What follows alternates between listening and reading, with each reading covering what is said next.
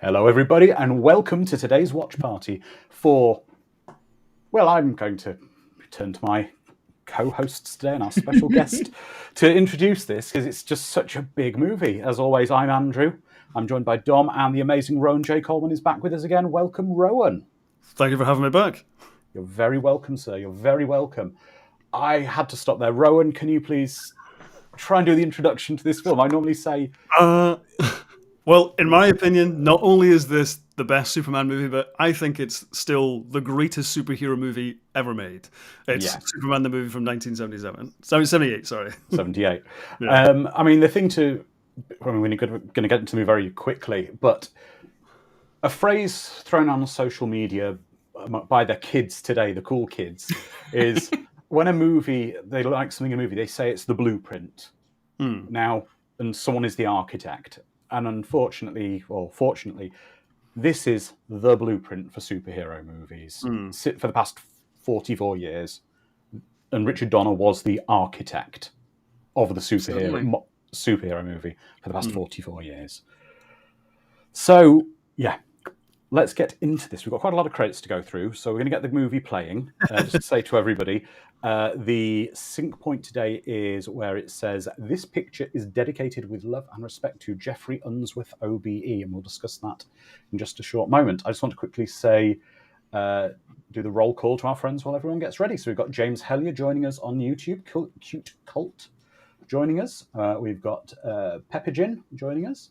And, Peppergin, I don't know. I really dislike Superman, to be honest. I always thought he was boring. We'll discuss that in a moment. Discuss that. No, we'll not chastise him. So over on Discord, we have got Alex Peacock, Fraglord, Lizardman, Mad Matt, Sharon, Calbot, let's go through, ENIAC, Eric, Phonic, Brainwire 4, Edward the Black Prince, Jedi Wizard, and many of our other friends are joining us. So let's do the countdown and we'll get into it. Because the reason for this is we've got a lot of credits to get through. I will say it's got a very...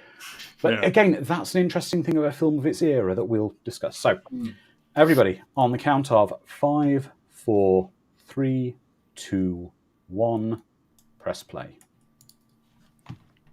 Play it away. Here we go. So, Rowan, if you could tell everyone who Jeffrey Unsworth was, please.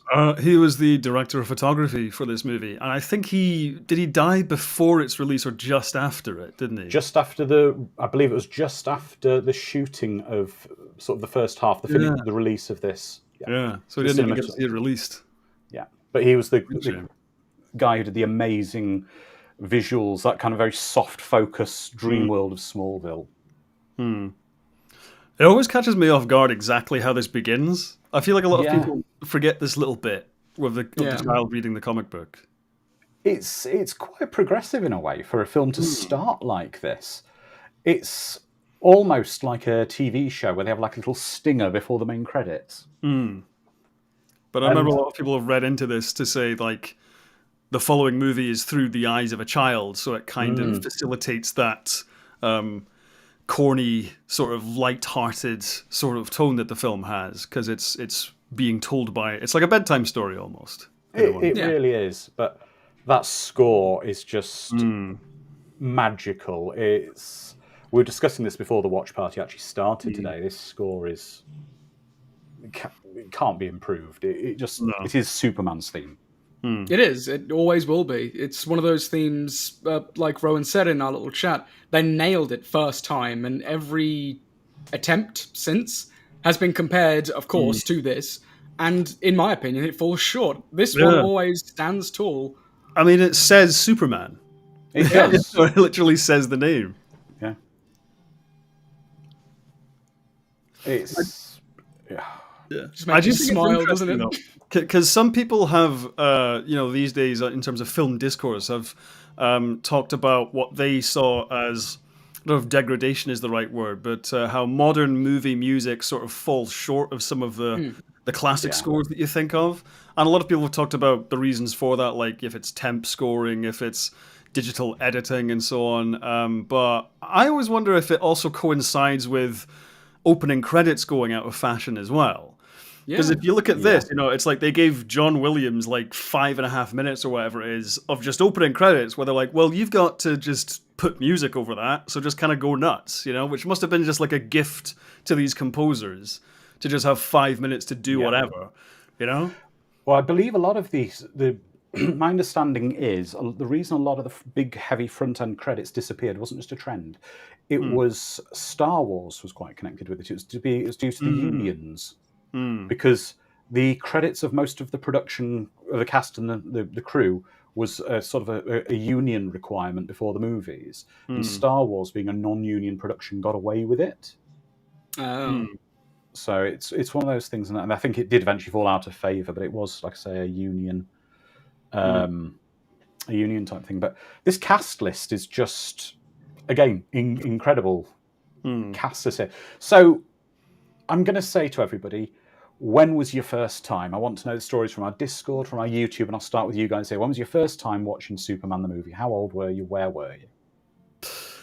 I don't remember. It's the same thing with my first experience with Star Trek, is that I don't really remember what the first time was. For me, it's just been perpetually on a TV somewhere. So, because I remember when I was watching these Superman movies as a kid, and they actually blurred together a little bit. Like the first one, the second one, third one. I never actually saw the fourth one when I was a kid. I don't think it was on TV much because of reasons. But I remember like growing up watching the first three and having really vivid memories of seeing bits and bobs of it, of like Superman fighting Zod and the opening on Krypton, and the computer stuff at the end of Superman 3 always freaked me out when, when his sister gets sucked into the machine and it's all mechanized. Nightmare fuel. But as I grew up, and it's sort of like, much like Star Trek, it's always something that I've enjoyed. But as I got older, it's like, it didn't get worse, it just got better, because I learned more about filmmaking and I learned more about art and writing and things, and was able to recognize and appreciate the qualities of the film. Until it's just become one of my favorite films at this point. Right. What about you, Dom? It's funny that Rowan mentions Star Trek along with this, because this film was the reason I got into Star Trek. Oh, really? Towards the end, when certain timey-wimey stuff occurs, I remember asking, because I saw this with my dad, who passed when I was 9 years old, but I saw this with him, and I remember saying, like, what happened? I don't get it. And he said, oh, here, watch this. And he showed me Star Trek 4, I want to say. Oh, yeah. They zip back into the long ago's of 1980 something. San Francisco. And I still didn't understand back then. I was like, I don't get why going fast means you go backwards. That seems illogical to me. Well, that's a discussion point for later in the film we'll go through. But I have things to say about that, Oh, yes. I've got a slightly different theory on it, but I can actually tell you the exact date I saw Superman the movie. It would have been the 7th of January, 1983. I would have been just coming up on 5 years old, because it was the day after it had its UK TV premiere, which was watched by 16 million people in the UK. But that was the 5th most popular programme that week. Well, yeah. Which is crazy. Sorry, the UK TV listings, that is incredible. Well, yeah, because back then, that would have been like a fifth of the country's population, right? 16 million people, 16 million people watched it. Yeah. And it was still the 5th most popular programme that week. But also, what I find incredible is no Superman movie of Superman 1, 2, or 3 had its premiere in the UK actually at Christmas. It was always after. It was Superman 2 was the 6th of January, Superman 2 was the 4th of January, and Superman 3 was the 5th of September. Which is very strange in the UK, because back in those days, it used to be, and again, sorry, this is a very British-centric thing, but I think Rowan and Dom will remember this. When it came to Christmas, you'd record your movies off TV to sustain you through the year. Yeah. You'd have your big movie releases. But Well, this is another very British watch party with too much Britain in. Well, because a lot of people, I mean, it's somewhat appropriate, I guess, because most of these movies were shot in the UK, which often surprises a lot of people. Like, aside from, they did a little bit of filming in New York for some of the exteriors of Metropolis, but a lot of it was filmed in Pinewood Studios and around bits and bobs of London, right? So, apart from like the Smallville stuff, which they shot in Canada for some reason. That's right. Which, ironically, is where they shoot most of the CW Superman stuff now, anyway. So yeah, and Superman 3, wasn't it like all in Canada? Yes, and for most of it. So we go through some of our community. We can see that Petrin said, did the entire population of Hollywood work on this movie? Actually, they were mainly British crew.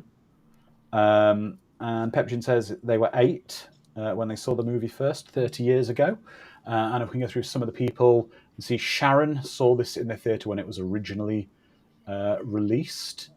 Lizard Man saw it on cable. Alex Peacock says, I don't remember that it was always just there. On Jedi Wizard said, on tape after my dad taped it, sometime around 2 or 3 years old.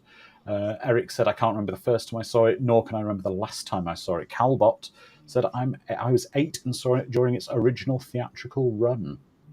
But here we are. Now we're getting to just basically setting up a sequel. Yeah. It's an after credits scene, literally after the credits, but yeah. I'd love to see this on a big screen. I've never seen this in like a re-release or a cinema. Yeah. Oh, I was fortunate enough to see it about, I think it was Christmas 2018. I went to London. I went to see it with Oliver Harper. We saw it at the Prince Charles Cinema on a re-release, and it was fantastic. My first time seeing it on the big screen, and I would happily go every time to see it. I'm just realising Hawk the Slayer stole this prop. Maybe it was just left in this exact location and it wound up in a cave in Hawk the Slayer. It could be. Well, I think they had a miniature version on Hawk. It's probably one of the prototypes. No, people in the 70s were a lot smaller than in the 80s, so that's why it looks bigger. I love how weird all the Krypton stuff. Like, it's so iconic now that it's very familiar, but like, it's really weird. I just think George Orwell's 1984. Yeah, the giant faces. Yeah, I love this miniature work here. It's phenomenal. The set it really is brilliant. It's also, I mean, one thing we need to appreciate as well is the aesthetic of Krypton for this film has been so long lingering within the Superman mythos. This kind of ice planet almost. Yeah, because a lot of people it's so iconic that a lot of people just assume that's how Krypton's always looked. But if you look at the comics, it was sort of the glimpses you get of Krypton. It's like a sort of Hugo Gerns back, Flash Gordon-esque kind of ray punk kind of world, and then along comes this movie and completely reimagines it as this sort of new agey crystal filled world, and it's completely off the wall and weird, but really, really creative. And then the Phantom Zone. Yeah, imagining the Phantom Zone as that, I don't know how you even, because based on what the Phantom Zone is in the comics, I don't really see how that makes much sense at all. But it's someone looked at the Phantom Zone. Let's make it this mirror that just floats through space. Yeah. But the crazy thing is, in which is supposed to be the same continuity as this. When we get to Supergirl, which is a bit further on, it's actually just a transport device to the Phantom Zone, which is more like the traditional Phantom Zone. Oh, yeah. Yeah, because that does make more sense, yeah. Birmingham, UK, it looks exactly the same. Grim darkness everywhere, trash littered through the streets, radioactive ooze that if you touch it, you just blister and boil away. Birmingham. This is something I've always found absolutely incredible. Is the level of creativity they had, the nightmare they had about these suits that they're wearing on Krypton at the moment. This is actually basically a glass bead covered projector screen material. They made them clothes out of, and everyone had to wear cotton gloves. And if you were to touch it, the grease off your fingers would basically leave dark patches on it. So they had an absolute nightmare trying to make it and light it this certain way. Well, for all of like 2 minutes on scene as well. the amount of effort. Yeah. I love that it's because it's completely in camera as well. It's like such an old school trick, but it just works brilliantly on screen. That it's a reflective thing that you point a light at, and it has this amazing effect on it. Yeah. It sort of reminds me. It feels like the precursor to all the costumes they had in Tron Legacy. Yeah. Which, if you ever look up, sort of research the costumes in Tron Legacy, it sounds like an absolute nightmare, where they're all battery powered and the lights only sort of looked good through certain lenses or from certain angles, and they only had like 14 minutes worth of batteries because there were so many like lights and things throughout their suits that they'd have to do a quick change of like every single person's costume, which if you're in a big like crowd shot in Tron Legacy, added a lot of time and money to the filming of that. Which I just think, well, maybe they should have, just sort of gone a bit more old post something like this, I don't know, but I think actually, Dom, you just said something really interesting that sums up a lot of this movie. A really interesting point, which was they made a big effort for something that's only on screen for 2 minutes, and I think that sums this movie up. There's never a shot, an effect, anything in the movie where they've gone, oh, that's good enough. Yeah. There's no that'll do. Everyone brought their A game to this. Even if you were on set for, well, no, you would have been on set for hours and hours and days, but if it was on screen for a flash, they still made a lot of effort. There's the one from Hawk the Slayer. Yeah.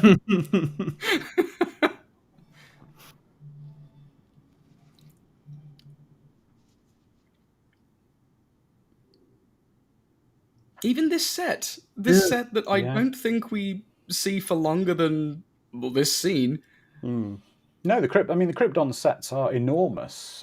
They're not in it very long at all, but they're incredible looking. I like how they've still got Kal-El in his Superman colours, though. Yeah, in his Superman. I don't know if that was to try to infer from some of the stories his mother made his costume, which is invulnerable, from his blanket. Yes. I don't think she would have made much more than a pair of Y-fronts from that blanket, to be honest. It must be though, like the only red and blue coloured material on that planet. It must. Everything else is shades of white, silver, and black.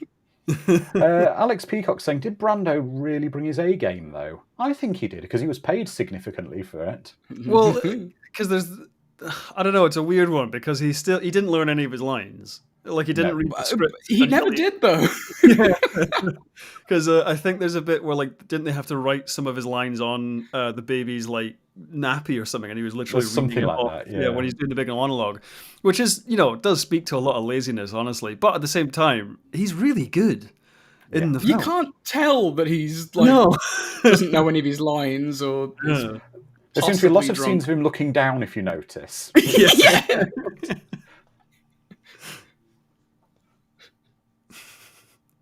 Next line. When you bring attention to it, it does look like he's literally reading the script. He will never be alone. He'll never be... That's Brando. You pay for Brando. That's what you get. That's what you're going to expect. I do love like Bill the story. Murray. I do love the story that Terrence Stamp told, where they were on set, and then Marlon Brando was like, "Have you read this, by the way?" And then Terrence Stamp goes, "Well, yeah. Have you not? Have you not read it?" And he's like, "No." And he's like, "Why haven't you read it?" And he's like, "Well, it might be crap." So, and then apparently he did read it eventually and thought it was really good. So he got there in the end, I guess. It is great. It's just the one thing I do find incredible to this day is that the amount of props from the Krypton set and this movie in general seem to be keeping prop store in business. They've constantly got Superman the movie props appearing because there were so many. Here's a piece. Any old bit of crystal, it'll be a prop. Bit of tin foil wrapped around a gauntlet. Here's the and you're saying right now, one of those crystals on screen you wouldn't want in your possession. You would. So there you go. I mean, yeah, fair. I would. I mean, yeah, if someone waved around like a bit of resin that was in a vaguely crystal shape and said, "This is from Superman the movie," I'd be like, "How much do you want for it?" Yeah. I'd buy it. Also, that's another thing that a lot of people think was always a part of Superman's mythology, but was invented for this movie, was the idea of the S shield being a family crest. and every family on Krypton having a different sigil. I think brilliant idea. Yeah, because it's just one of those things where, because it is one of those things that's a little bit silly. Of having it would be an S on his chest, for Superman, because he's a superhero. But it's just one of those things where, as soon as you make it a family crest, it just becomes, oh yeah, I believe that. That's totally realistic. I totally understand the logic of that. Exactly. Again, though, this score, it's your companion throughout the movie. This score, it's just... It doesn't just hold your hand, it gives you a big, warm, cuddly hug when you need it. Yeah. It's great. Now, if I remember, when they shot the effect for the Red Son of Krypton, I believe it was a burning can of petrol in the car park. They filmed it super slow motion or something. That's the most British way of filming this. Just set fire to some petrol in the car park. But you can imagine as well, of course, it'd be, in the era it was shot, it'd be 4-star petrol as well. It'd be some guy with a flat cap and a cigarette in his mouth going, Jim, set fire on petrol, mate. It was just a dedicated tradition on film sets in the day. The petrol man. Yeah. Yeah. What do you mean you got petrol insurance? What is this? There we go. I think what our chat's saying is very true, though. That what a lot of people don't always appreciate is the reason Brando is in this and Gene Hackman is in this.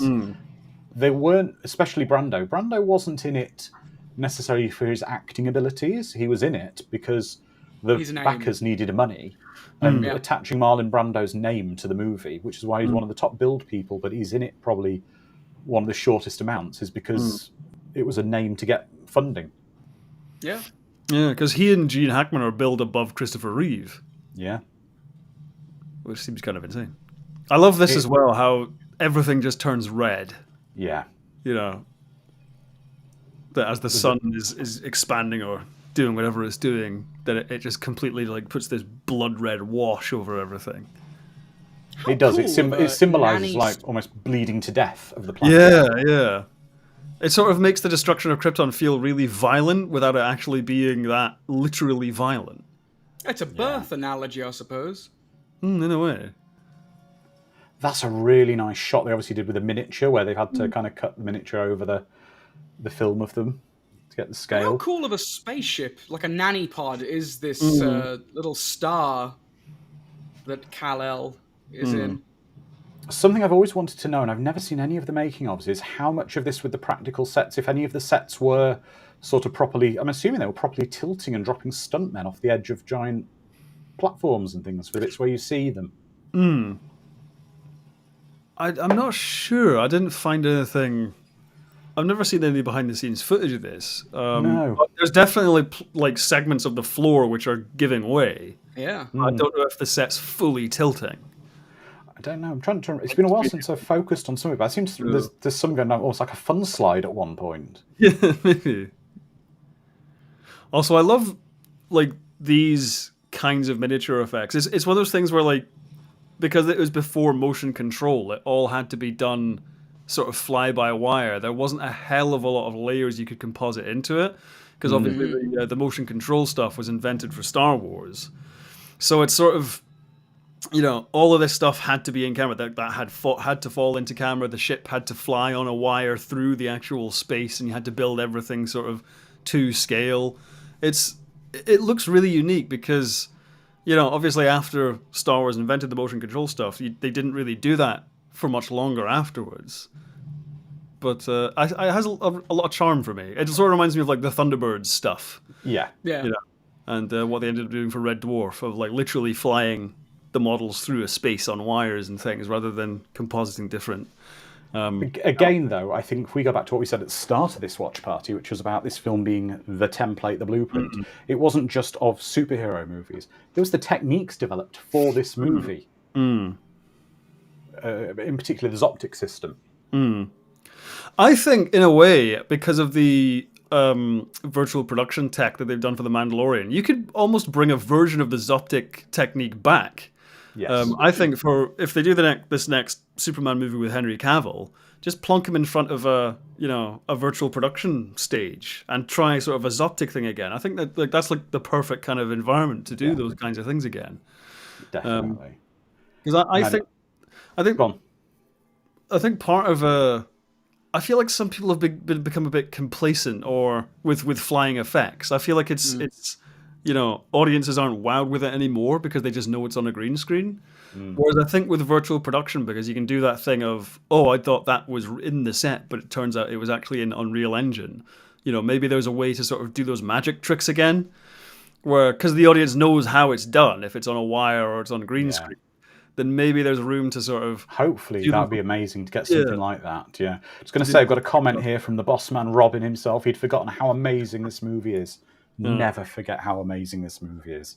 Wouldn't it be awesome, though, if the evolution of digital effects brings back some evolution of practical effects as well? That would be just amazing. That should be the perfect marriage of special effects.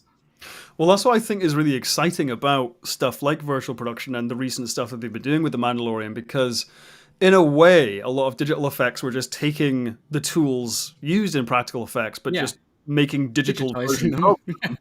And that was sort of people's complaint, that it sort of got away from them a bit and it was all in a computer somewhere and they couldn't get at it. But now with virtual production, it's sort of come back into the photography. It's not so much a post-production process anymore. It's kind of come back into real filming, and you can sort of, even if you're in front of a green screen, there are techniques now where you can look at a monitor and actually see what the environment is that you're filming in, even if it's just digital. And so I feel like that's starting to happen, where digital effects have kind of in a way come full circle, that you get all the fidelity that digital effects have, but with that kind of artistry and that kind of workmanship of the older practical effects, which I think is pretty exciting. Oh, it really is. Now we're introduced to another Hollywood legend. We've got Glenn Ford here, being introduced as Jonathan Kent. And again, this is something I've struggled with in some other Superman adaptations. I like the idea of the Kents being an older couple who have not been able to have children, rather than appearing to be a young couple. He's borderline sort of grandfather age, rather than sort of father kind of age, to be, having a 3-year-old boy. I've always thought that ta-da was weird every time I watched it. I know it's meant to be kind of like mum, dad, but it always comes across as a gymnast that just landed perfect 10. I tell you what, though, that sequence where he gives her that very strong hug could have gone significantly wrong if that was Superman as a baby. Just tore her head clean off. Snaps Mother. the neck. No, Clark, no! Yeah, exactly. He just Stop pops Martha's head off. necks. But again, can we appreciate how gorgeous Smallville looks at the moment behind them? Yeah, it is the perfect middle America small town farm. And we were discussing earlier the Jeffrey Unsworth, who did the sort of the cinematography for the film, and all the Smallville scenes, if you notice, have this kind of hazy, dreamlike quality to them. Rub some Vaseline on that camera lens. Yeah, but it works. Well, I like the weird thing that people have pointed out, where if you sort of track the timeline, it's almost as if each film, the different parts, the different chapters of the film are almost a different era and a different kind of filmmaking. Because a lot of this stuff almost, and even when Clark's a teenager, sort of looks like the 1950s almost. 50s. Which doesn't really track if you think how old Clark Kent is when he becomes Superman. No, because he's supposed to spend about 10 years in the Fortress of Solitude, isn't he, training? So if we assume he's 20 by the time he leaves, then no, it's about 20 years displaced. Yeah. But it's just because they're leaning into that style that Smallville is like every middle America town from that sort 1950s, Yeah, from that driving sort of around in graffiti time, driving around in cars with so much wood they're effectively powered wardrobes. Listening to the talkies on the speaker. Yeah. That's right. That's right. But yes, James, that's right. When we see young Superman played by Jeff East, he's dubbed by Christopher Reeve here. Which apparently he was very upset about. Yeah. I believe his voice sounded nothing like Christopher Reeve, though. Well, apparently it's because his was deeper than Christopher Reeve's. And the Right. producers were like, well, that doesn't really make sense. If he gets older, Yeah. he gets higher. He stopped smoking those really heavy cigars, that's all.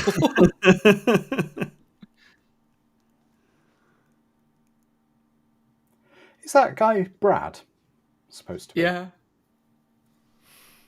The subtitles are telling me it is Brad. It's Brad. So that is the drunken Brad then from Superman 3. What is this vehicle? That is the most 1950s automobile I've ever seen. Yeah.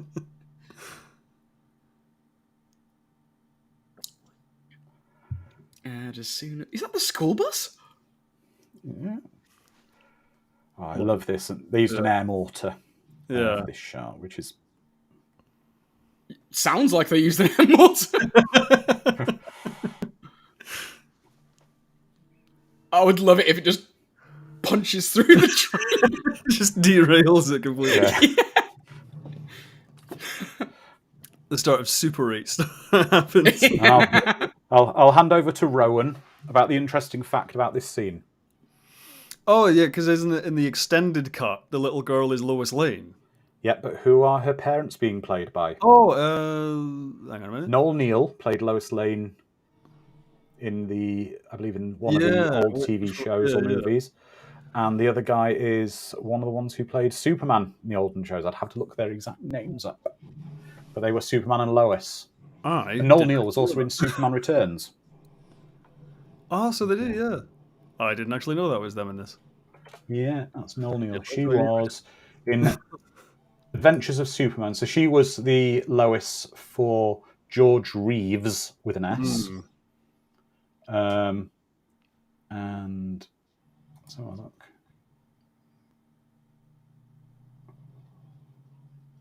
See, I was about to say it's going to start playing. There we go. And that was Kirk Allen, who's one of the first live action Superman. First actor over live action Superman playing her father. That's right. Thank you, Calbot. All right, then let's ask that one question. If you could have any one of Superman's powers, because he has all of them, what would it be? Is it the cellophane S throwing? Because I mean, that's just it's just perfection. Any Christmas ham that you want to keep good for another few days, just Yeah. Right, any leftovers? Yes. Come on, Clark. I am Tupperware boy. Even if you did get into a fight, actually, it would be the last thing people were expecting.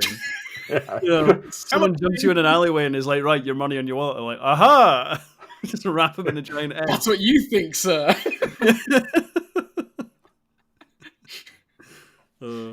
OP needs to be nerfed. You take that away from Superman. It's too strong. There's some great dialogue here, though, now. Oh, yeah, I love this whole sequence. You forget that it's a hokey superhero comic book movie. But, man, back then, before comic book movies were a business, it was a total gamble, wasn't it? Because comic books are for children. They can't make movies for adults. But what you're saying there, Dom, is very interesting, because that was the whole thing about Richard Donner's ethos towards this, was basically to take it as a serious, proper thing, not to make it jokey, silly for kids. Exactly. Elevate it, which it did, and it created a blueprint. And now look at us. There's a superhero. What's amazing is how fast this film burns through A-listers. But they have a big impact on the story.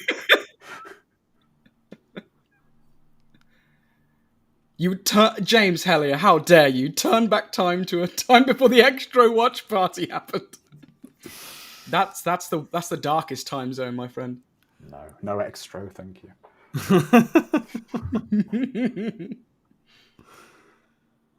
Which one was extra? I won't ask because this is so like phenomenal. Yeah. Oh, it's awful. Yeah. But it does lead us into some breathtaking sort of set work, location scouting, and cinematography. And the music, I think. Oh yeah. Is this it's two separate tracks on the soundtrack, but it's like almost one complete piece. This Yeah, this From, track's like, the this death point of to when he leaves Jonathan Kent. Yeah. If anyone hasn't got to get the most extended version of the soundtrack you can find, it is incredible to listen to. Imagine if the guy playing Jonathan Kent didn't read the script, saw the titles of the soundtrack. I know it's not how it works, but saw them and saw Jonathan's death and was like, "Oh, I die." Sorry to interrupt, Dom. I know there's some miniatures in this scene, as well as the location scale, the location and just the shadows from the clouds. It's beautiful filmmaking. Yeah.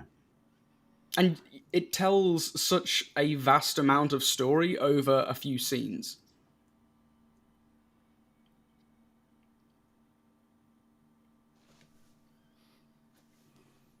And I know we spoke about Superman, and there are some in the chat that don't believe he's a decent enough superhero.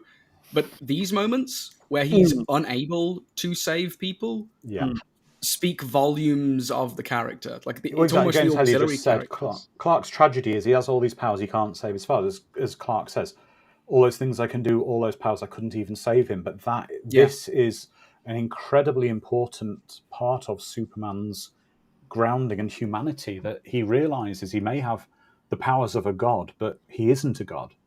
Yeah, and it humbles him and grounds him in a moral egg that stops him from being a monster like other Kryptonians that come to Earth, like Supergirl, the evil woman that I can't remember what she does in the film now. It's been so long. Do you mean Ursa, played by Sarah Douglas?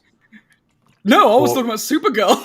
Oh, Supergirl. The sorcerer woman, where she makes a big mountain for some reason. Yeah. We liked Supergirl. You mean Selena, Mistress Selena? Yeah.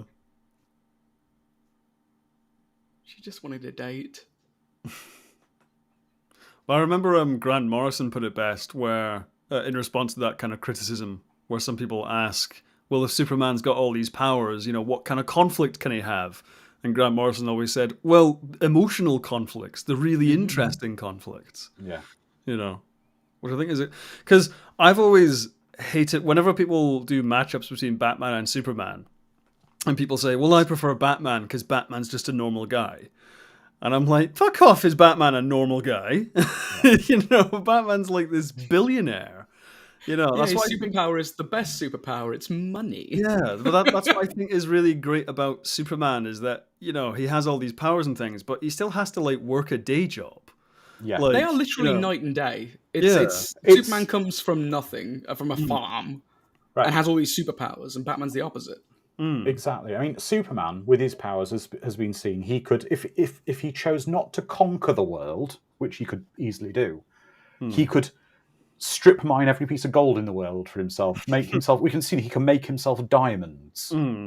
But he lives a very crushing some coal. Yeah, but we've seen this is all stuff within his power, but he chooses not to because he knows it would disrupt the gold markets in the world, and it's not the right thing to do.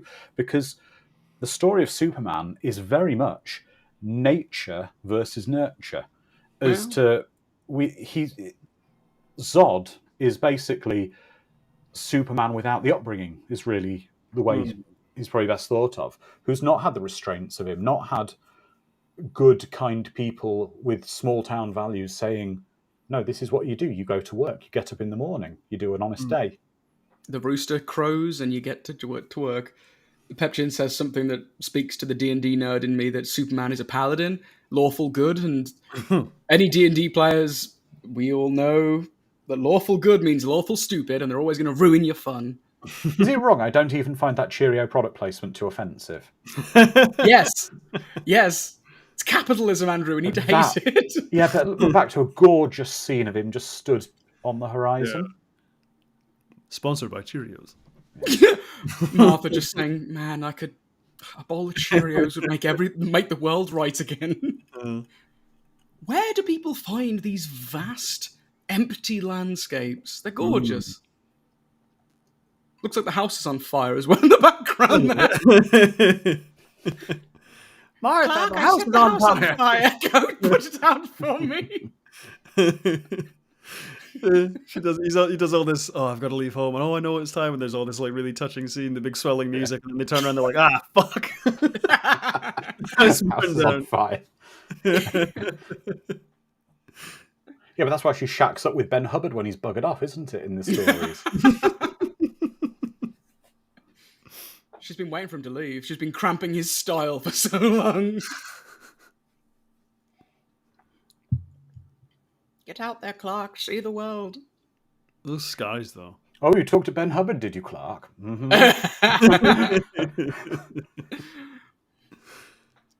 I'm sure we can come to some arrangement with Ben. Yes, he's quite the snack. I'd love him poured over my morning Cheerios. In fact, Ma, I saw Ben here before I got up this morning. He's putting in a long day. Ma, I have X-ray vision.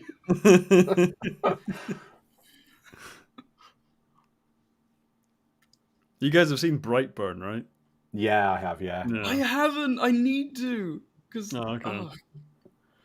But I do think, again, that's one of those things that speaks to Superman's character, in that every other kind of Superman parody turns into like an evil, tyrannical monster.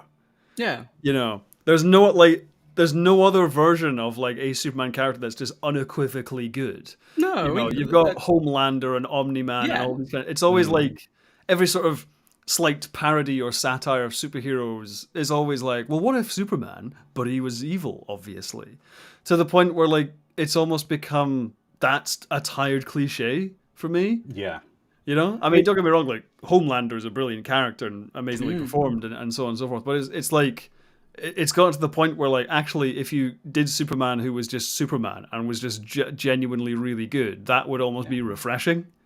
Yeah, because this is the Superman I want. And that's probably why I really enjoyed Chris Evans' Captain America, because going to that film, there's a line in it that he says to the professor who's going to give him the super serum the night before, and he says to him, "So you want to beat up Nazis?" And he says, "I don't want to hurt anyone. I just don't like bullies." You know, and it's that being the right person irrespective of things, and that's what I want in a superhero. That's what I want from my Superman. I don't want him to be internally brooding and conflicted and torn over every little matter, because I want his confidence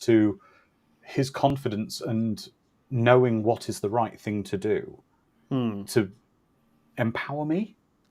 We want a moral compass, dang it. Yeah. We need that. Because that's morally...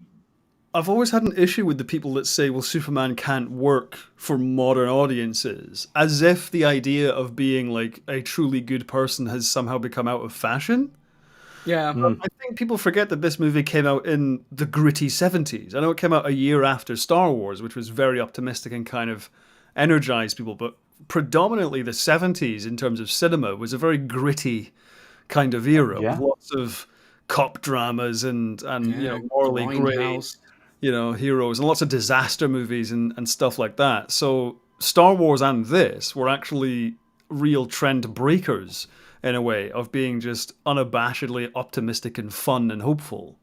But let's be honest, in the current climate, could we not do with that once again? Yeah, I think it's time. Yeah, I think that'll be really, really powerful, because I think it would actually, you know, be a really great message. Because I think the mistake would be if you did Superman today and he was still doing like the Chris Reeve lines where he's saying, you know, oh, I hope this hasn't put you off flying. Statistically speaking, it's still the safest way to try, and doing all that kind of shtick, because that is a bit dated. Yeah. But I think you could definitely thread the needle there. I think it'd be really powerful if you had a Superman that came out today and looked at the state of the world. You know, not to get too specific, you know, but there's a lot of people with a lot of anxieties, about the future and so on. But if you had someone who showed up, looked at the state of the world and saw what was going on, and then still said, I believe in people and I believe in hope, I think that's like exactly what people need. You know, I think the last thing people need is for a character like Superman to become all morose and a big downer and things like that. You know, I think actually Chris Reeve in a later interview summarised it himself really, really well when he said, what is Superman? And he said, what the world needs isn't a big, strong guy. It doesn't need all this stuff. You just need a friend.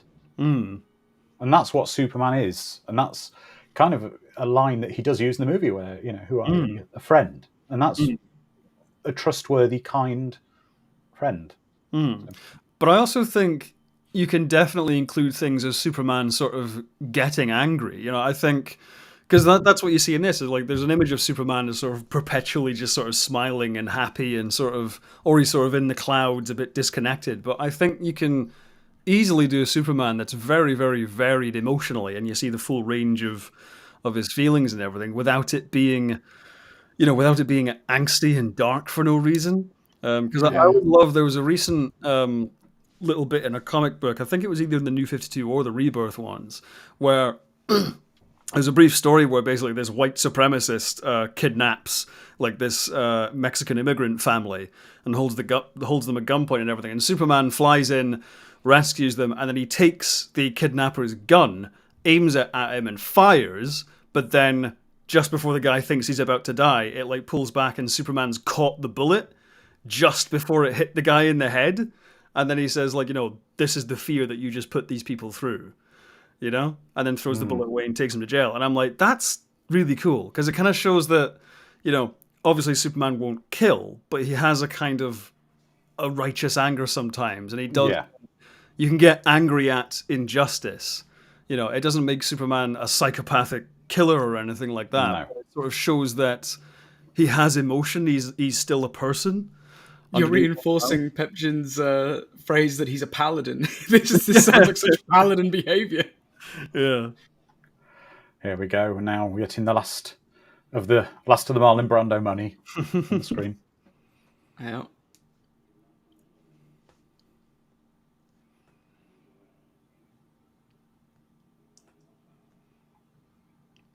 I love the music for this as well. Oh yeah. I mean, you can say it's like half the scenes in this film, but it's almost like sleep therapy music in a way. Without a doubt. It's a score I listen to all the time. And who hasn't wanted a Fortress of Solitude this cool? Yeah.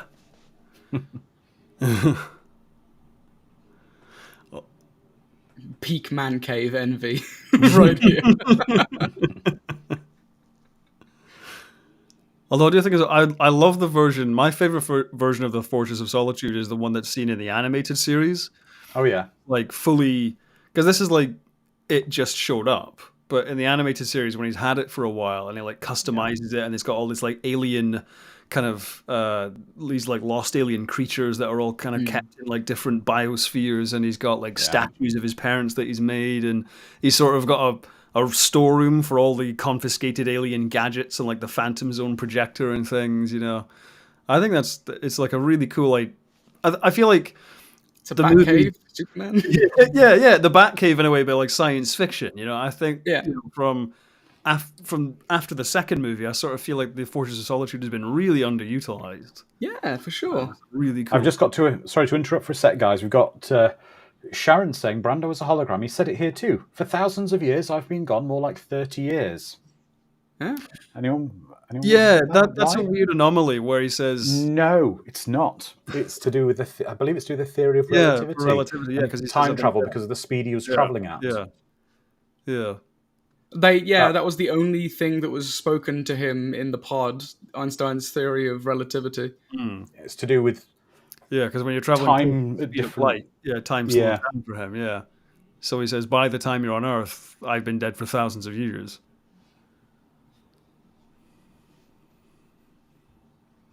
Now, I know this is a little heavy on you, and if you haven't read the preamp material, insert tape number 4B. Well, bear in mind, he stood there for 10 years. Yeah. In the story, it's 10 years he's there for. Yeah. God, his legs must be tired. I can't even stand up for like 10 minutes now without thinking, God, where's my next seat? Yeah. I'm going to say the hologram thing, it just like pops out textbooks from like his little... He's got to sit there reading them for 10 years. It's like, is there any food anywhere? It's like, forget about food, you're Superman. Yeah. Just keep reading. Crystals. Just don't need the yellow crystals. Fourth volume. See, again, it's moments like this where I just like how weird it gets. Like, this is just like a almost like a, it's a bit 2001 almost, it's sort of just this big extended acid trip in the middle of the movie. It's the 70s. It's never uncomfortably weird, though. Yeah. That's because of the score.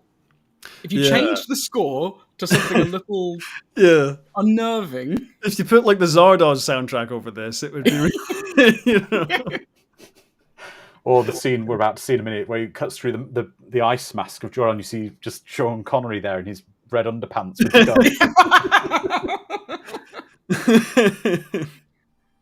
But no, this scene is incredible. And when they shot it, this was the first time he actually flew on wires properly, apparently. And the audience, the cast and the crew who were watching him do this, they cheered because he did it so well. He made people believe a man could fly. Well, apparently no one else could do it as well as him because he had all the hang gliding experience. So he had the core strength and he was able to realize, oh no, if I'm turning, I got to do this and I've got to shift my weight in the right way. And imagine if that's the the necessity in the job description now for like applying for Superman. You have to have done 5 or 6 years of hang gliding. Honestly, I do think it would help because I remember Oliver Harper actually did make that little video about flying in cinema, and I think one of the things that was discussed in that video is that these days there's so many wires on the actors for like their ankle and all kinds of bits and bobs. I guess a lot of it's out of safety, but it's sort of like it's just an actor being pulled on wires as opposed to an actor looking like they're controlling where they're going. It's, I think the only people I've ever seen do flying that well is Christopher Reeve, obviously.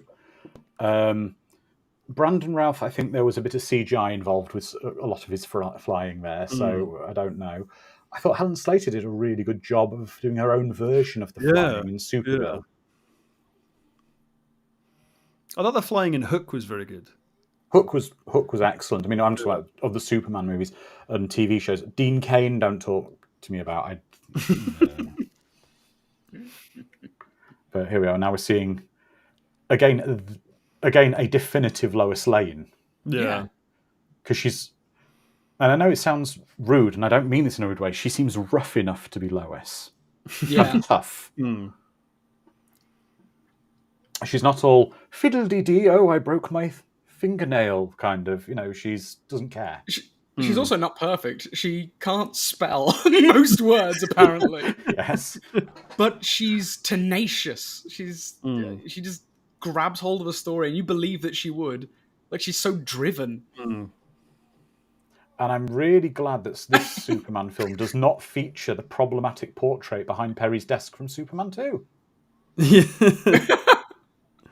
I love this little line that Clark says here. I love that even though he's playing the buffoon, he still sort of has enough self-respect. Wholesome. Yeah, that he sort of says, "Oh, well, obviously you wouldn't shake up, this drink just to have just to embarrass a perfect stranger. Obviously you wouldn't do that because he knows, like, well, she just did do that, but he, it's like calling her on it without calling her on it. It just shows that." Because you can sort of just in the performance, you sort of see that she picks up on what he just said and gets the subtext and even finds that a little bit amusing and a little bit, like, oh, okay, this guy, he's not an idiot. There's something to him. It's a really subtle thing, but I really, really like it. Yeah. Subtlety is all part of his performance, though, isn't it? As Clark Kent. It's the very subtle things, like we were discussing earlier. We'll get to the scene, the scene that animates us. Yeah. But it's the slight hunch. It's the way he carries himself. His shoulders are all kept in. Yeah, because I think there's a tendency for some people to think, well, I could do that, like that, like to look at it as over the top, like, oh yeah, obviously he's just a bumbling idiot and he's just stuttering and all this kind of stuff. And it's like, well, yeah, that's part of it, but there's a lot more to it than just that. It's like you believe it's a character doing a performance. There's a difference between the actor just kind of playing a different character or changing their performance and an actor playing a character who's playing a character. So you get that sort of depth and that kind of nuance in what he's doing. That there's lots of little details. It's not just a caricature. Yeah, that's the thing. Got a comment here from Neil Whaley saying, as a former journalist, the newsroom scenes tug at the heart. And just to think this newspaper is so awash in revenue, it can afford its own helicopter. Yeah, but this is when newspapers were at the height of their powers in the late 70s, early 80s. Slash the 1950s. Yeah. It has a gaudy globe that rotates above it, doesn't it? Can you imagine that? A newspaper today having like the Daily Mail, and it's got this giant globe. It's just got a giant envelope on top that rotates. I mean, look at this! This is a real building you can actually visit in New York. It is, yeah. It's somewhat of a mecca for the Superman the movie fans online to visit. You get photos taken in front of the giant globe.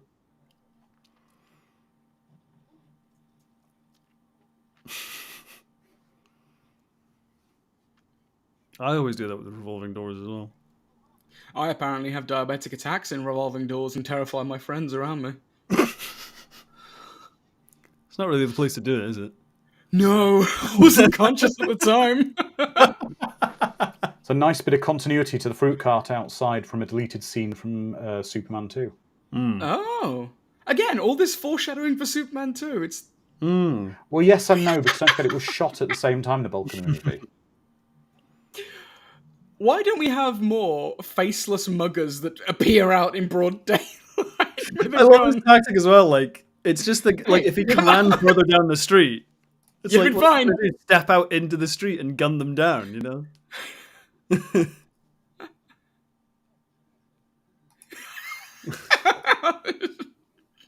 Slightly move it away.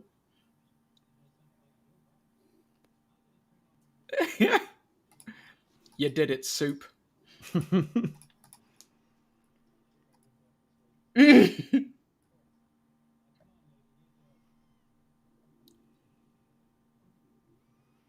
1970s New York. It was a...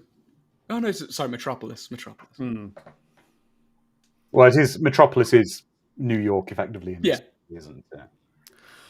See, I've always been weird about how the cities in the DC universe work. Because I always thought, like, my interpretation, because I liked in the animated series when Bruce Wayne flies from Gotham to Metropolis and he has to take a plane, like it's a big flight for him. So I always thought they were on opposite coasts, actually. My understanding used to be that basically Metropolis was New York and Gotham's Chicago. Yeah, I believe that. Fits, yeah. But it depends which version you're watching. As in the recent movies, they're literally across the bay from each other. Yeah. Which I thought was really a bit lame, honestly. Yeah, James Haley says exactly. Metropolis is New York, Gotham is Chicago.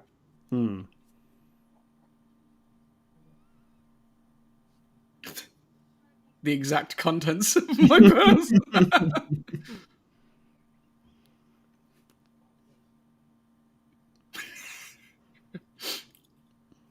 I should try that with my wife. Just randomly go through her purse and then tell her the exact contents of it, like randomly. A lot of effort for quite a quick gag. It is. But I guess that's in the spirit of this movie, isn't it? Exactly. Go above and beyond to get a cheap gag. I'd love for you to go through all that effort and then if she doesn't even notice. Yeah. She's like, yeah, that's right. It doesn't give me... I always thought this guy in the car looked a little bit like Jack Nicholson. Does a bit. Yeah. Squint? A little bit. Oh, I want a hot dog now. Damn you, movie.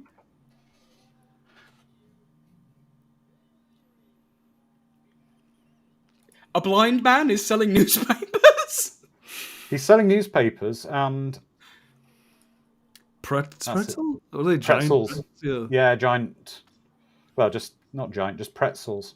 I just like the irony of a blind man selling readable material. When I was a British kid and young, and I was watching on our small TVs as we used to back then, I always thought he was stealing fried chicken from the man for some reason, like a piece of Kentucky Fried Chicken. I was thinking, why would you have cold Kentucky Fried Chicken for sale? He drunk the night before. Yeah. Cold KFC is the only thing within reach. I love all the collars in the 1970s. Oh, you mean the collars that you can use as hand gliders? Yeah, the collars on some of the people in the background are amazing. I love the amount of costumes. Like, there's sailors here. There's just so many different kinds of people congregating at this train station. I mean, what's quite incredible to think is Ned Beatty is playing effectively the comic relief. Yeah. And only 2 years before, he was nominated for an Oscar for Best Supporting Actor. But it just shows the level of the actors they were putting into the movie. Like you said, they chew through A-listers. It does.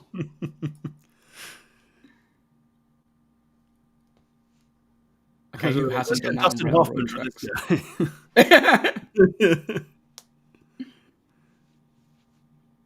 But Mr. Salkind, he gets killed in the next scene. I don't care. It'll help us raise $10 million. Exactly. Bloody hell, the size of that tie. Whereas he's got throw that. You could throw that tie at people like Superman in Superman 2 and stop them. Yeah, just like lasso them in the tie. Maybe he was supposed to get his own spin-off movie. Yeah. Tie Cop.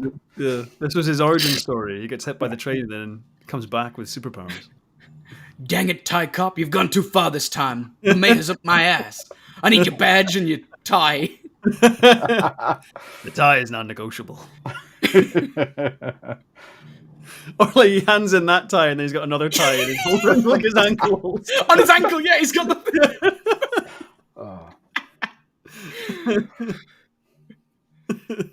You cause so much destruction in the city, but damn, you get results. You always catch your guy.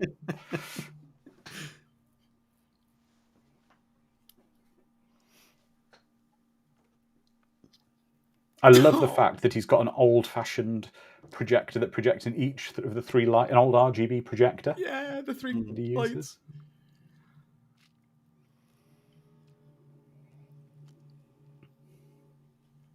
This is probably my favourite cinematic Lex Luthor as well. He is phenomenal. Yeah, but it's like he doesn't base it really on any other Lex Luthor, which I think is No. great. He's really just a Bond villain. Yeah, he's just a Bond villain cranked up to 11. It's a nice bit of rear projection, that.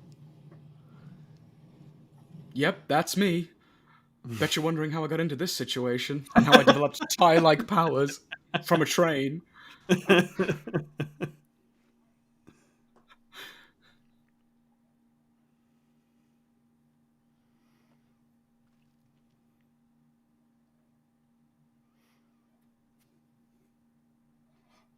Oh, couldn't you just picked up the tie? Yeah, I was going to say all they find are his tie and a steaming pair of boots.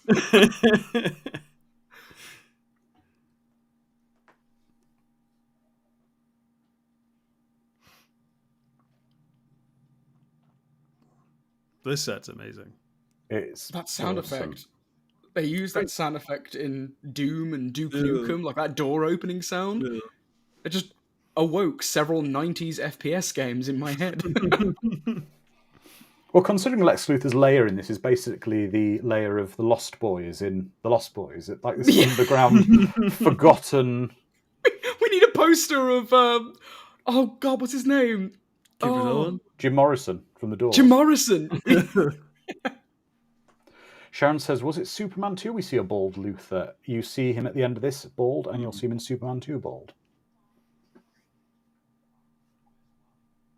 If he just tugs on that lampshade, does it dim the light slightly, or does it start a ceiling fan? I was right. I'd forgotten that. Mr. Luthor! Mr. Luthor? I remember I got electrocuted on a lamp like that once. How? I got... It's a bit off track, but I had a friend who had a stupid flat where a bunch of bulbs went out, and instead of getting new bulbs, they just left the lights on in every room and moved the bulb between rooms. You had the singular bulb. You had your red emergency light bulb. Yeah, I don't know why they set it up this way, but yeah, I was just hanging out one time and I leaned on a lamp. My finger slipped into the top of the fixture and I electrocuted myself because it was turned on, the whole time. There's so much wrong with that story. I know, because I was like a kid, so I went home and told my mum about it, and she was like, "What the fuck?" Oh, that's sorted that problem. I just had a very strange computer problem there while we were watching this. My AirPods went out of sync by about a second. Oh, that's unnerving. That was very strange.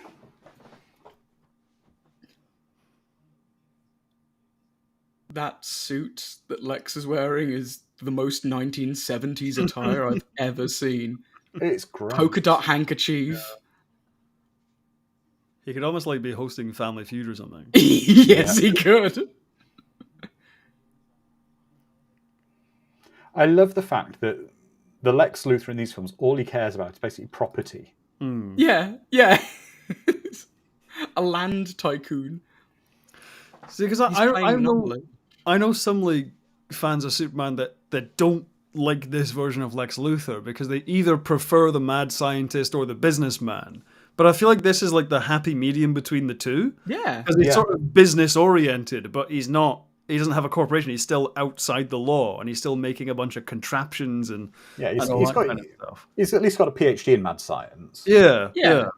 And he looks down at everyone so perfectly. It's not the obnoxious nerd who's just like, I'm smarter than you, and I don't have time to like say this. He actively I just want to say something. I just noticed that again, a lovely little bit of character development. They're all finishing work. Lois's desk is like a war's been taking place. When she gets up on it. Clark's is actually really neatly put away. That's a nice bit of production design. But I think my favorite version of Lex Luthor in general, outside the comic books, is from the DCEU, the one voiced by Clancy Brown. Oh, he's incredible. Yeah. Clancy Brown. He's absolutely the DCEU, sort of the stuff from the late 90s, early 2000s is just incredible. The Justice League Unlimited. Yeah.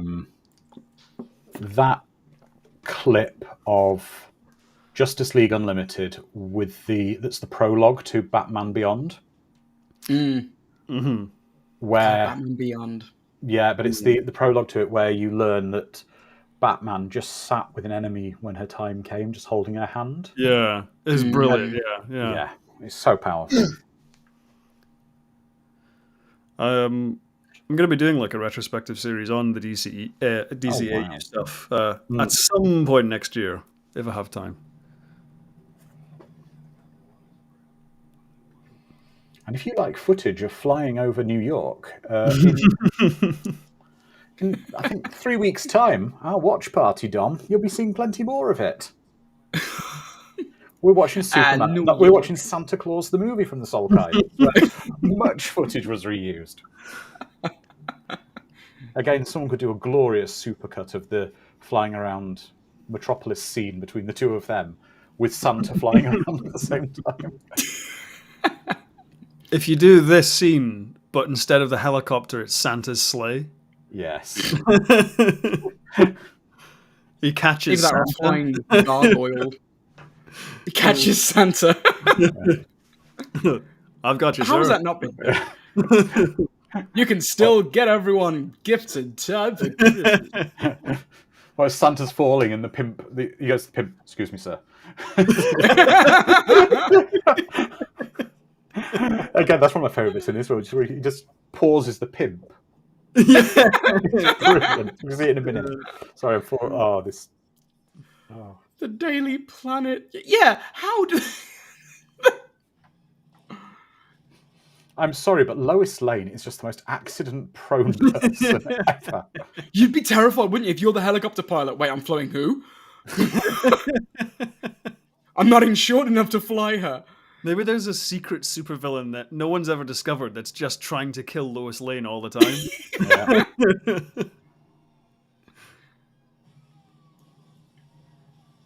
Love that shot. Calamity Lois. Again, though, now the score is just building up, starts building up and building up. I love as well, like, again, I was talking earlier about action movie music, and I just, so many action cues these days I just think are just crap. You know, Yeah. they all have that same sort of kind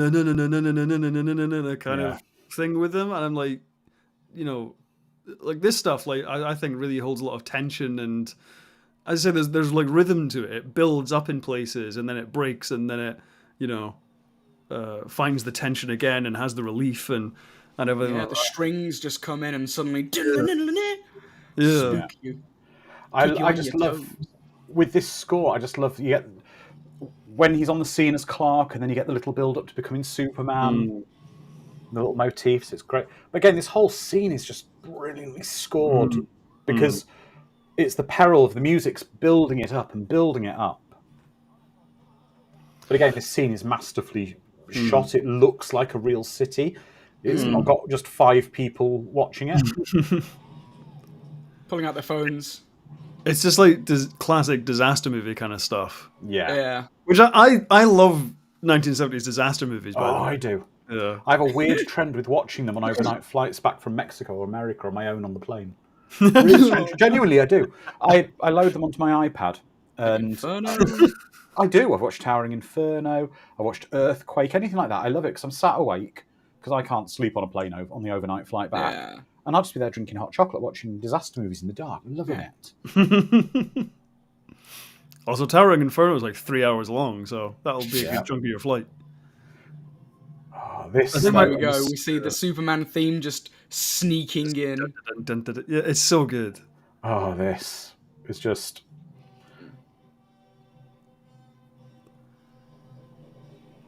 It just makes you smile every time. It does. Yeah. Excuse me, lady. I mean, that is actually a pimp with his hose, isn't it? Yes, it is.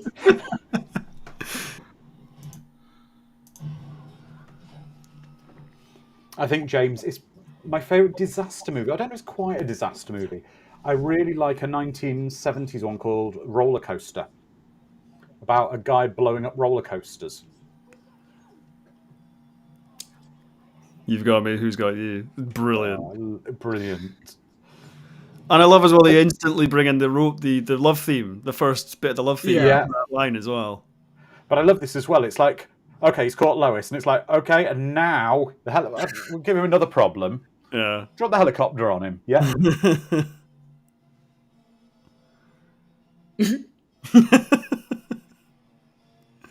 I love her face when she looks down. One of my favourite lines is actually when he saves the little boy in Superman 2 from Niagara Falls, and he's carrying the boy down. You hear this old woman in the crowd going, "See, I told you he's Jewish." If you listen to it, this little old woman saying it, it's brilliant. What happened in that scene that confirmed that for her? Only one thing I can think of. It was so Jewish.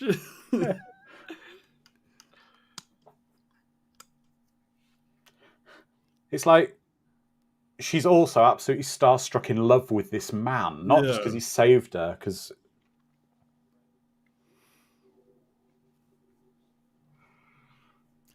I love the way Annette O'Toole talks about doing Superman 3, and when she shot like a lot of Clark stuff beforehand, and was like really getting, becoming friends with Christopher Reeve and everything, and then as soon as she did the scene with him as Superman, and she said it was just like transformative, because she said like she did the thing where like she saw the Superman S. And then, like, her eyes, like, sort of followed up, and it was like looking up a mountain. She said before she finally got to his face, and But it is like, in my opinion, there has never been like a more perfect translation of like a comic book character into a movie. It's like it just is Superman, as you always thought he looked, as he sounded, as he, moved. You're just like, well, it manages to throw in so many smaller, like, comic book-esque stories, like the scene we've just seen. It's a small segment of what Superman can do, but it shows, like, the scale of what he can do, save the world, save the people he loves, and stop a helicopter from crushing some people. Little things. Stop a so jewelry also thief. just an appreciation for when they shot this, because basically, if you notice, his cape was falling forwards slightly, but they filmed that. The set was actually flat, and the only person who was actually at a funny kind of hanging angle is this guy was strapped to the desk Yeah. when they recorded it. Yeah. But again, it's those little things, isn't it? Again, it's that thing of a tremendous amount of effort for a tiny, tiny scene. A split second. Yeah. Yeah. But I think that, again, is what helps it hold up and sort of helps a lot of older movies, effects-wise, hold up. It's not practical over digital. It's just that, because a lot of stuff had to be in camera, you had to sort of settle on things and commit to things. And if you want to change things, it was a pain in the ass to go back and reshoot things. Yeah, shooting on film as well, you had a certain amount of it. Yeah, so exactly. You had to get it right. Exactly. Whereas there's been a lot of talk recently about the state of the visual effects industry and visual effects artists. They call it being pixel fucked. Is when they just get so many revisions at the last minute that it's like, well, how do you even find the time to do that? And people putting in just absolutely ridiculous hours to make insane changes to plates which were never ever shot as visual effects shots, and that's again why I think things like virtual production are really exciting, because it takes a post process and pulls it back into principal photography, so it sort of negates that kind of thing, and sort of goes back to, okay, no, you have to commit to things, you can't just muck around in post, which I think is quite exciting. Now here's one for my experiment. Here's one for my British friends. Maybe show my age here. I don't know if you two gentlemen may be too young, but the two robbers counting the money, the one who's just sat down and takes his hood off. Does anyone know who that is? No. The guy chewing the gum. That is British wine critic Oz Clarke. He was as a child, I'm afraid. No, you might not know. If you're slightly older, he used to be very prominent on a TV show called Food and Drink in the 80s. And he was their wine critic. And then in the early 2000s, he did a series with James May where they were going around buying wine. For some reason, he did a little bit of acting in Superman and then became a wine critic.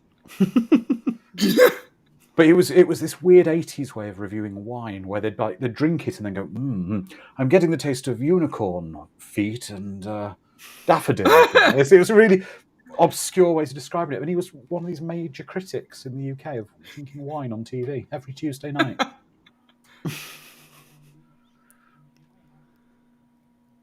Wine critics. Yeah. Now this is one of the most important scenes in the movie for me. And we get a nice little foreshadowing of the lightning behind him. But this scene is super important. And I saw some people saying this scene's really stupid, but it isn't, because it's a framing device. No. It's a framing device for Superman, because each of these acts he's performing are important to him, because they're the right thing to do. This is his Smallville upbringing coming through. I don't like the child abuse we're about to hear, though. No.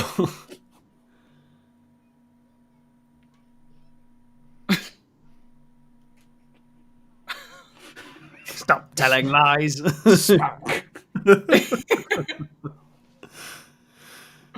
it is hugely important, because again, that's one of those things where, for modern Superman, a lot of people say, well, he can't be saving cats from trees and things anymore. And I'm like, but he should be.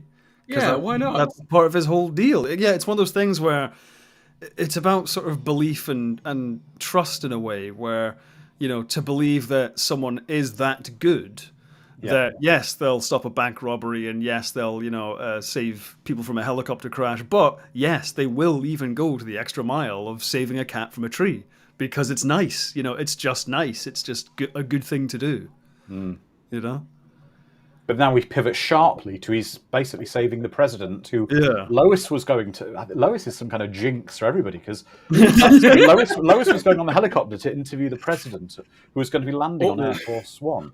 All of these things that he solved are somehow linked to Lois. Like that was Lois's boat that was getting stolen. The kid, I don't know, Lois's neighbor. Yeah. Again, it's that assassin that's after Lois that we don't know about. He's like, well, if the helicopter fails, I'll blow up Air Force One. I love this guy's got the deepest voice ever. Yeah. Fly. Why?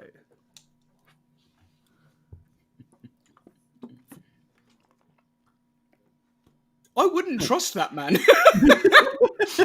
Fly. Just fly.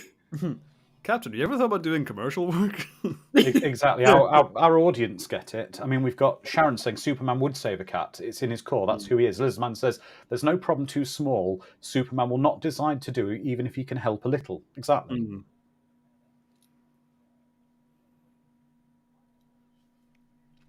Because that's what I think is the sort of ethos of Superman, is that he is just, it's not, his powers merely allow him to do more good, but he's always a good person at heart. If he didn't have his powers, he'd still be, in Smallville or in Metropolis, just being a really good guy. Yeah, so for example, like you said there, if he wasn't Superman, he was Clark, and he was walking down that street in Metropolis, and that little girl was stuck getting a cat out of the tree. Without the powers, he would still intervene and try and help her, because it's the right thing to do. Exactly. It's just that thanks to his powers, he can do more good to a greater extent. Exactly.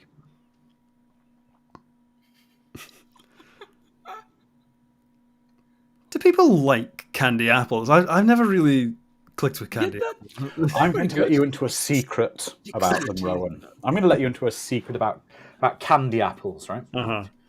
Have you been to America? I have not. Right, they do them different to us. Oh, do they? Basically, it's a way of eating like excess sweets and stuff, and just pretending it's vaguely healthy. Like, you're used to ones like we buy in Asda, like the crappy, like 55p little ones, those ones, yeah? Now in America, I've been to Disney World and you get them and they're this big and they've got marshmallows and layers of chocolate or everything you can think of on them. Americans do them different to us. Oh, okay, gotcha. It's just we've got crap ones. How did welcome Gene Stephen Hackman Patterson. Welcome. But how did Gene Hackman make swimming seem really hard? I wonder how... Because he was barely treading water when he was speaking his lines. Maybe he can't swim that well, I don't know. I think it's difficult to swim and act, I don't know. Maybe. Maybe they had to read... Maybe that's why his lines were all dubbed. Because on set he was like... So I'm treading water, help! Yeah. And I'm just using my superpower to remove a spam bot from our live chat. But hey...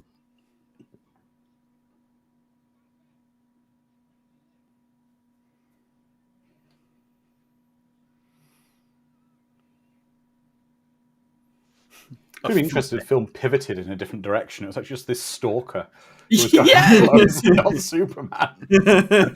A New York Ripper or something. Oh, sorry, Metropolis. Good God, I keep calling it New York. Well, it didn't say it was Superman. It just said a friend. Yeah. I love this line.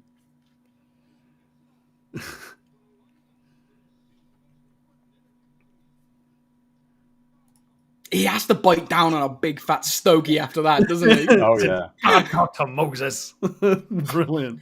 Crunch. Quite I'm getting too old for this. That's Jackie Cooper, Cooper, sorry. Really prolific child actor at the time. We just need Ron Howard in here as well. I think Ron Howard... What is this balcony? Oh yeah, what kind of salary must Lois Lane take home? Back in the day, yeah. Hang on, she's got a 2-floor penthouse apartment. Oh yeah. It's Metropolis in the 70s though. It was gritty. Yeah, but... Right. This entire scene, I just think, is a masterpiece. It is. I think it's perfect. It's just perfectly written. It's perfectly directed, edited, performed, scored. And there's so much to point out as we go through. Yeah. It's it's one of those things where to even analyze it feels like an impossible task, because it's just so innately brilliant, just everything the way it's done. Yeah. I like, because there's so many ways this could have gone wrong. Where it's if the actors played it slightly differently, you could have the same dialogue, but if you didn't have these actors, it wouldn't be quite as good. Or if you had these actors, but they'd had different dialogue to say, it's like, nah, it wouldn't be, because you need to buy so much that, because this is like the first time you really see Superman talk at length about anything. So Exactly. you really need to believe that this is a real guy who's this extraordinary, who's this good, but it can't be childish. It has to be mature and adult, but it can't be crass as well. And it's like it's just a real tightrope to walk with all of this, in terms of what it has to do with the characters, what it has to do for the audience. And it's like all the fact while marrying in that romance aspect as well. Yeah. It's such a fine line to tread. It's probably even worth noticing, going back to what we were talking about, the effort they put into this movie. This set is quite incredible. I mean, you've obviously got the set that they're sat on there. Then you've got the background, you've got the buildings, which are models, and they've got flashing lights. But then when you look at the rear projection of the long shots, it's actually a rear projection, not just a static image, like so many movies would use. If you look, there's cars driving up and down the streets in the distance. It makes it so rich and looks so real.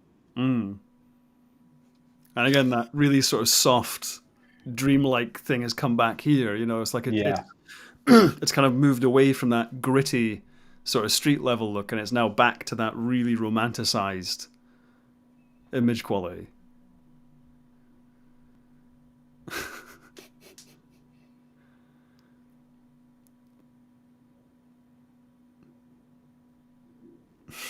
When I'm hungry.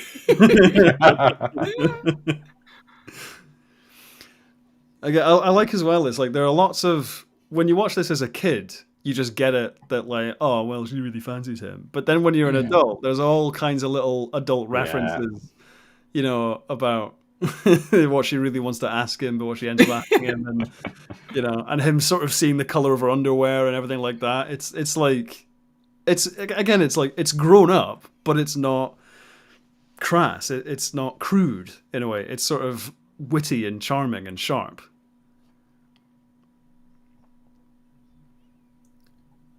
And again, it's one of those things whenever people say these days that a Superman like this wouldn't work, I always feel like the implication in the logic of that statement is that, oh, it worked in the 70s because it was a more innocent time, or it was more naive, or something like that.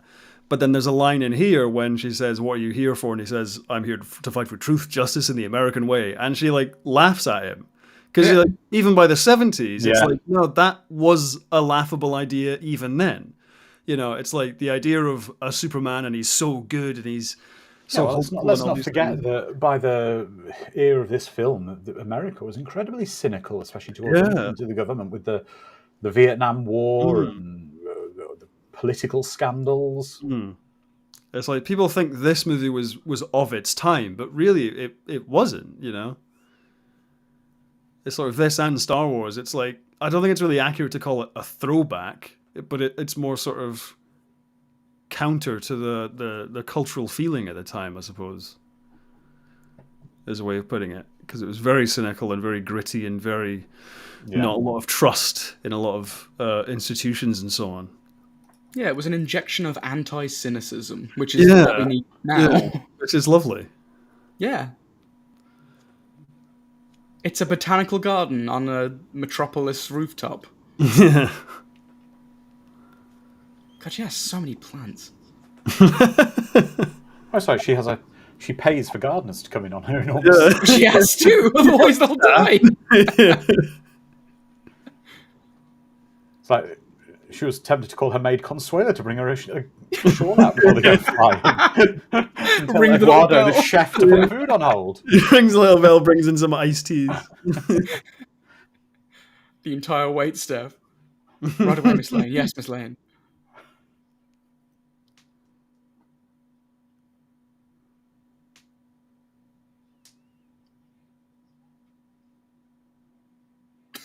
Just icicles forming on her flesh. Yeah. And now we're coming to one of the bits I'm very mixed about on this film. Some of this is really good. Oh, is it her poem. Poem-y thing? Yeah. Yeah. But the score gets really good in the bit, especially when they're flying around the Statue of Liberty, is brilliant in the score. Yeah, the whole score is brilliant, but the internal monologue bit's really odd. if you got the extended soundtrack, there's actually a pop disco version of her. Yeah, I've heard it. With It's it. so weird. Awful. It's so weird. It's very 70s, at least. Yeah. It was like all the disco versions of the Star Wars music. That came out around Oh, the time as God. well. Oh, Which, no. Those are actually like... Those are pretty good, actually. I like those, actually.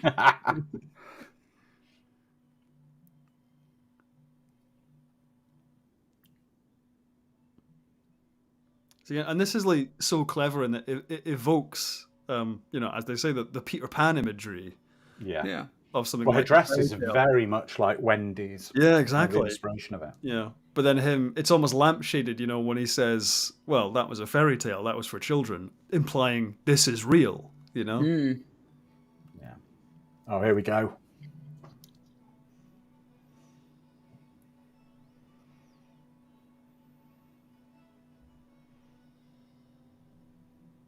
And again, can we just how incredible this flying, the technology they're using for the time is here to do the flying. Phenomenal. Absolutely phenomenal. Are you guys watching the 4K version of this? Not at the moment. I've got the 4K version. I think I've got all the versions. I've even got the extended 3-hour. Yeah, because I think that comes with the 4K release. The 4K of this is really good. It is. Yeah. It is really good.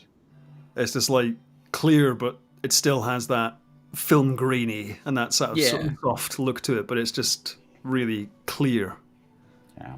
I believe some of the other films are actually getting a 4K treatment next year. But But I think I don't will know get if it in 4K. yeah, but I don't know if it's going to be a proper 4K remaster or if it's just whatever they've done for the HBO Max and it's that copy. Oh, yeah. I don't need a 4K of Superman 4.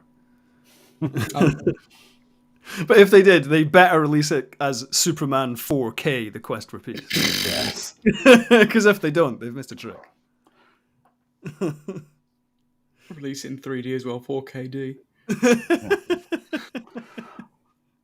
Well, they could. Well, Man flying shot in 3D. The one shot. No. Again and again. The one of the cardboard cutout of him where he diagonally slides down the fight. That has always baffled me in Superman 4 when he does that at the end, where he just goes brrr. I'm like, what was that even supposed to be? Like, I swear that must have been like a mistake that they just left in. Like, why would he suddenly fly that way? No, I feel like it must have been they reached the end of their footage and he was supposed to continue falling down. But then I guess someone knocked the machine or something and he ended up going diagonal or something. When Superman doesn't let go of Lois, but like she slips. Before it happened, I was like, wait a minute. No, that doesn't happen in this. That happens in Airplane when they're dancing. He just flings her up. Oh, I thought you were thinking of the where the sequence is spoofed in Hot Shots. It might be. All the parody movies with are Charlie Sheen. And they're flying around and he gets a bird stuck on his finger and he can't shoot. Oh, yeah, and he destroys the... Yeah, I was morphing that in with the airplane scene when they're dancing in the bar and he just... No, she's holding him and she just flings him up and he backflips. Yeah.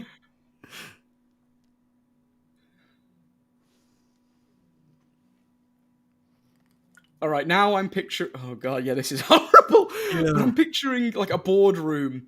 We need something to get the ladies in the seats. We need, what do the ladies like? They like poetry.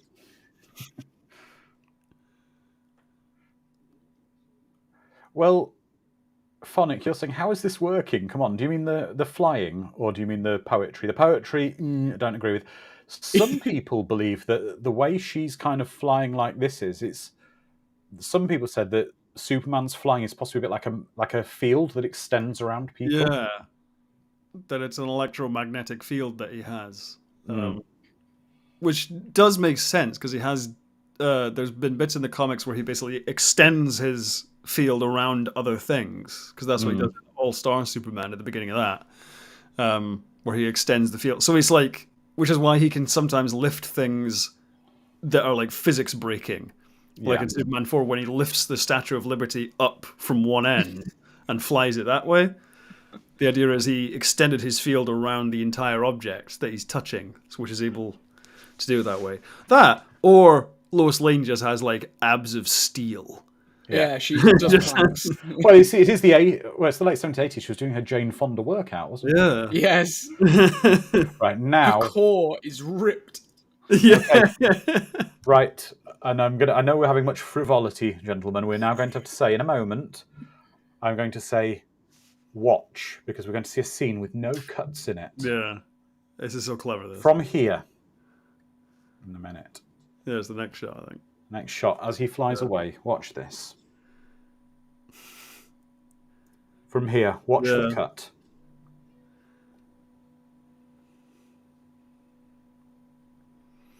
What a Superman. Phenomenal. You know, we're an hour and a half into this and it doesn't feel like it at all. It just No, this rattles off, this movie. Yeah. There we go. We've not had a cut yet. Hmm.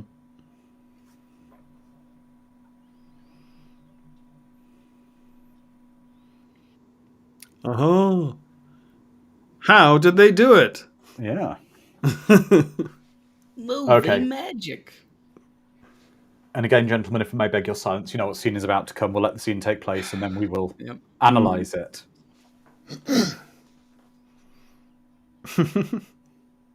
What was a little gesture there? You haven't been smoking those doobies again, have you, Lois? Oh, so good, so good.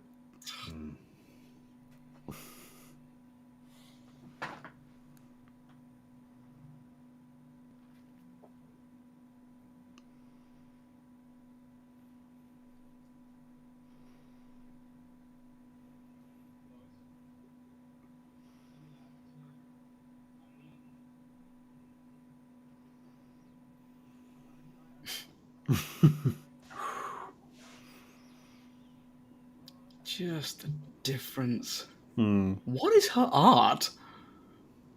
Yeah, what the fuck is that? I genuinely remember my parents having weird stuff like that you bought in shops that thought it was cool. It's like a bamboo frame. I'm just a dude carrying something.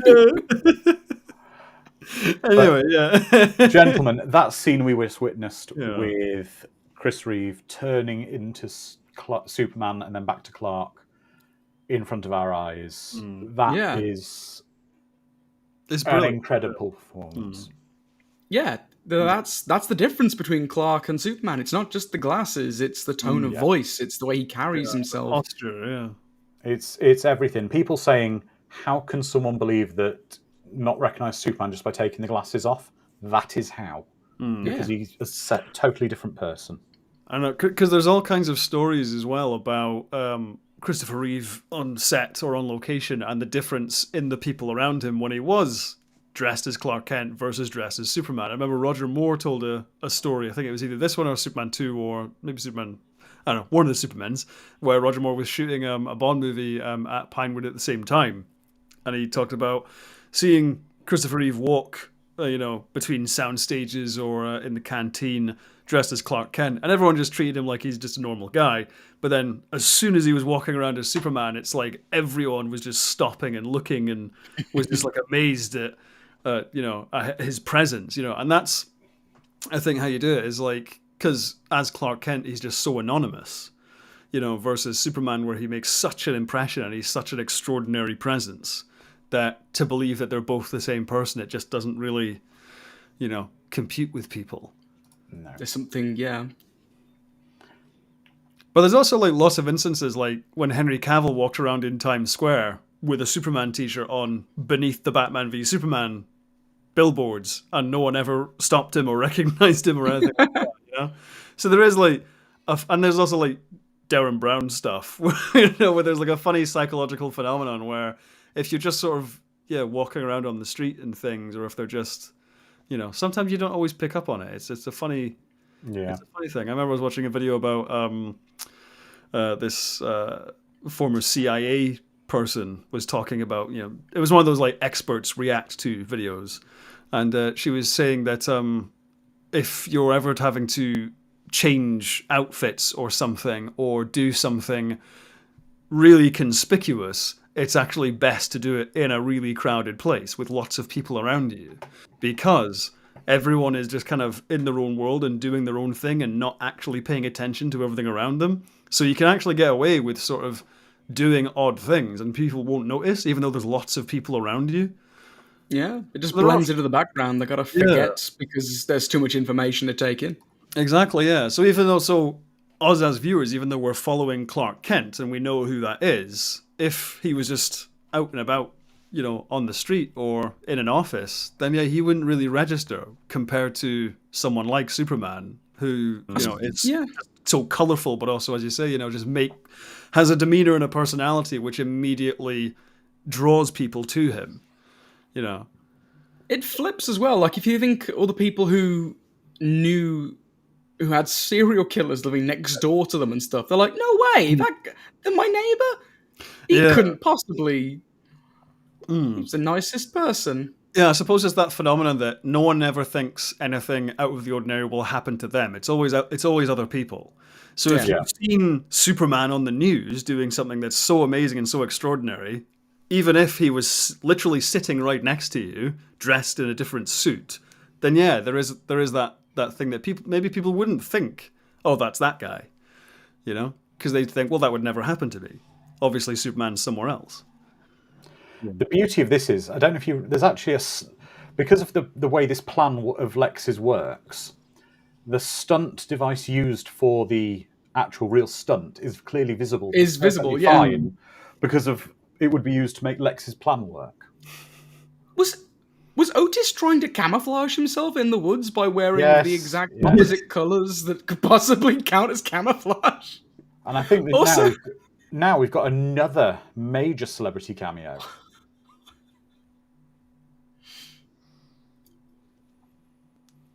Also, can we just say how beautiful this scenery is? How the location is. We've gone from a metropolis, a literal metropolis, to the woods. And this gorgeous lake. There we go. And who is that, Dom? Oh my god. Oh, Smeg. What is the name?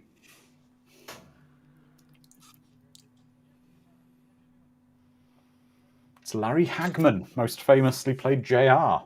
But he was probably most famous for being the astronaut in I Dream of Jeannie before this. Yes, the captain was in my brain. I just couldn't think of his bloody name. I love the fact that he's got the code. Not that. I love the fact that Lex's plan. We're just starting to see the beginning lies. Well, no, we don't quite know what his plan is yet. Apart from it's something to do with this rocket. We don't know much else about it.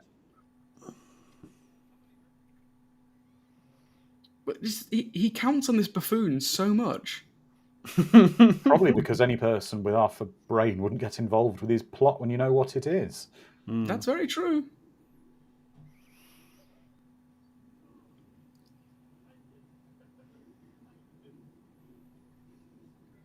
There's something so 1960s Batman about the way Otis refers to Lex and Miss what's her name? Mr. Luthor. Mr. Luthor. Yeah, But also, you can see that he's obviously supposed to be mentally subnormal, and he's in this kind of weird abusive relationship with him.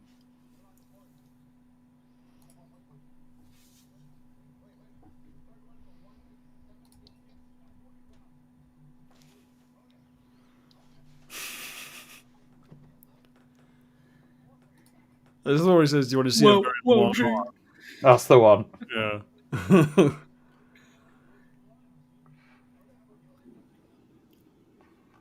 I miss Gene Hackman's acting. He was so good in so many films. Best when he's shouting these things. I love one of my favourite sort of naval warfare things is Crimson Tide, where he's just amazing. Have you seen Crimson Tide? Yeah, I've seen Crimson Tide. Yeah. Where it's just him shouting in a submarine for 2 hours, and it's brilliant. I quite like a lot of the lore sort of the John Grisham type dramas he did as well. They were good.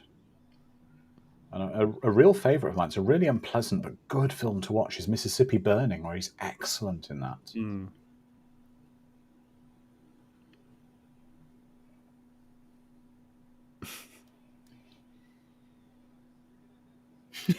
Like he's just got the black eye. That's great.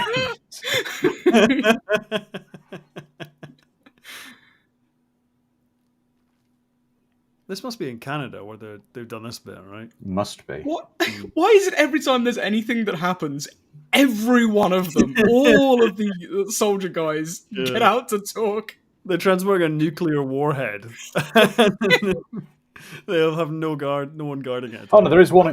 There's one guard. There's one incompetent guard. Actually, sorry, one competent guard looking at it, and they call him over to join the others. Come on, you're missing out. You're not looking at this man's back with us. Come on. It's a triple white house. It's great. Come and look. Lizardman saying, don't they recognise him as the ambulance guy? But I believe they are different branch of the military. They were army, the first ones. They were wearing army uniforms, and these are either navy MPs, right? or no. These guys are wearing blue and white rather than army uniforms. So they're either Air Force or Navy, I believe. Oh yeah, because it is two distinct missiles. It's the Navy bird. Thank you, James. It's the Navy. This poor person was told, there's a reporter coming to interview you. Oh, a reporter. Okay, that's fine. Who is it? Lois Lane. Oh, no. Wait, no. Don't let her come. And my house will burn down. She insists on doing the interview in a car while she's driving. I don't send anyone else. I love the fact, though, that we don't even really know Lex's plan at all at the moment yet. Not a clue. And he failed once, kind of. He tries multiple times. He has a backup plan. Yeah, but the awful thing is, it also shows what a terrible person Lex is. That due to Otis's mistake, Lex couldn't care less about correcting it. He didn't go back and get access to that missile again to correct the issue. Nope. Just try a different missile.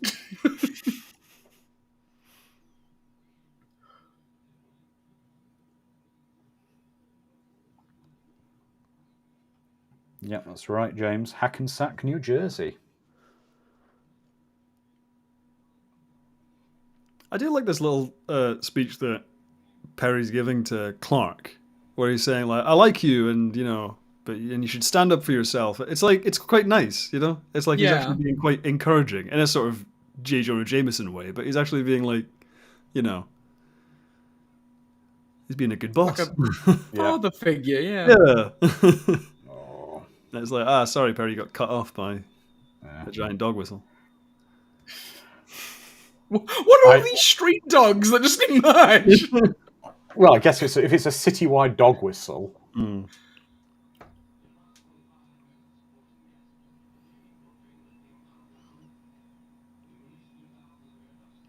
Are you talking about Superman's secret identity again? I like, because I know the comics have tried to sort of come up with some explanation where he has like super hypnotism powers, or every time he's had his picture taken he's actually moved his face really fast so it appears smeared or whatever. But the one thing I do like is the suggestion that his lenses dull his eye color ever so slightly. You know, that's the one which I think that actually makes sense. Yeah. You know? I don't know. I always really like this transformation. Yeah, that it just dissolves into. Just jumps out the freaking window. No one notices. It's like, there's another one, Perry. Yep. Yeah, you're this week. You're the journalist. Just jumps. No, Clark. No, that's not the jumping window. This one will definitely. No, you'll live if you jump out that one. Yeah, you'll just be really hurt. Yeah, it's still better than in Superman Returns, unfortunately, where he just flies through the roof of the lift. The masonry work on that building was really nice, though. It was a nice.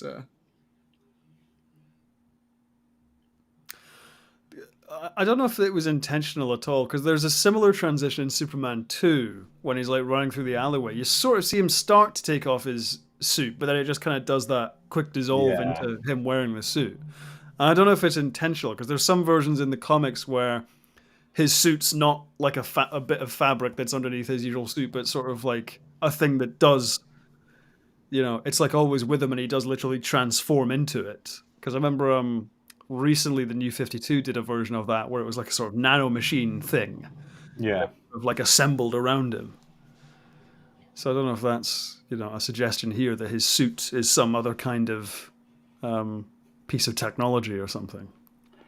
We should mention now, of course, in the deleted scenes, the extended cuts, the gauntlet is cut out from this scene where he does fire ice and machine guns. So,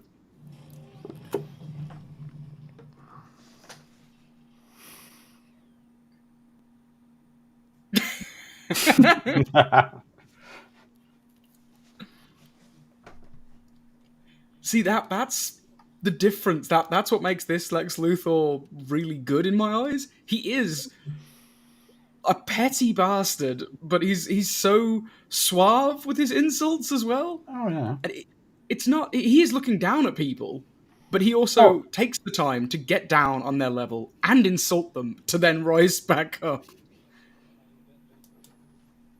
It's the kind of wit I aspire to have. I love that line, when he says no by causing the death of innocent people. It's a very chilling line. I like that one. It is. I think of any character, if I wish to obtain the wit and sarcasm, it would be that of John Gielgud in Arthur as the butler. I would just the pinnacle. One must usually attend a bowling alley to meet a woman of your caliber.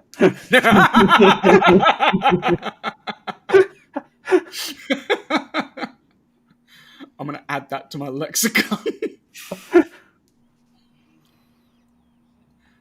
I love the outtakes of this, the blooper of this scene, when he stamps the map and Ned Beatty goes, ooh, and then Christopher Lee bursts out laughing.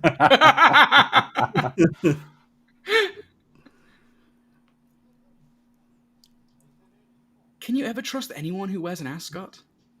Fred from Scooby-Doo? Lex Luthor here? Look at that collar, though. That's right, Shiny Scott Hobson. I want a collar as wide as my lapel. Actually, James, that's a really good point. Those people who've seen the director's cut of Superman the movie, does it really add anything significant to it? There's one scene I do really like, which is after the helicopter rescue. There's a scene when he's in the Fortress of Solomon. Oh, the one with his father. Yeah, talking to Jor-El, and he's saying how much the feelings he got from it all, and how thrilled he was, and everything like that. I really like that scene. It's good. The problem with that scene, though, is that was shot right at the beginning of production, and Christopher Reeve put on a lot of muscle mass. Yeah. Doesn't look the same, but yeah. But I do really like that little bit. Bug. Which again, it's one of those things that humanizes Superman for me. So I do really like that bit. But aside from that, it's mostly just kind of more action and a bit more humor and things. It's not necessarily a better Superman movie, but it's just kind of a more Superman movie. Yeah. It's not like Alien. It's not like Aliens versus Aliens Special Edition. Yeah. What would you name your territory if you had a chance to name it? Colemania? I think Dumbtopia has a nasty ring to it. I need something else. Otis Berg. Why would you pick a Berg? Make it a land, at least. Otis Land. Oh, that sounds like a theme park, though. It does, yeah. But Otisburg sounds like the grotty area where you send all your nuclear waste. It's like the New Jersey of places. The Gary, Indiana. Luthor place. Yeah, James, the 3-hour TV cut is great. That it does add quite a bit more, but I don't know. Yeah, it's whether you think it's like there's a reason it was removed because it's not strictly necessary. Yeah, but it's not like it doesn't make it a bad cut or anything like that. It's it's just more of it, really. I would like to see more movies, especially nowadays, where they actively try and fit a 90-minute kind of environment. Actively cut a lot. See what doesn't work and cut, because there is so much fat on so many movies these days. Yeah, but I don't think you could have cut much more of this out to take this down from 2 hour 23.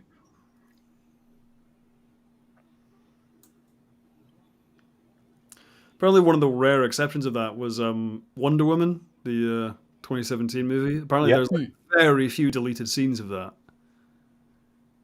It was a good movie. I really enjoyed that film. I thought it was very solid. Yeah, I really like Wonder Woman. Yeah. I haven't seen Wonder Woman 84. A lot of people said it's not as good.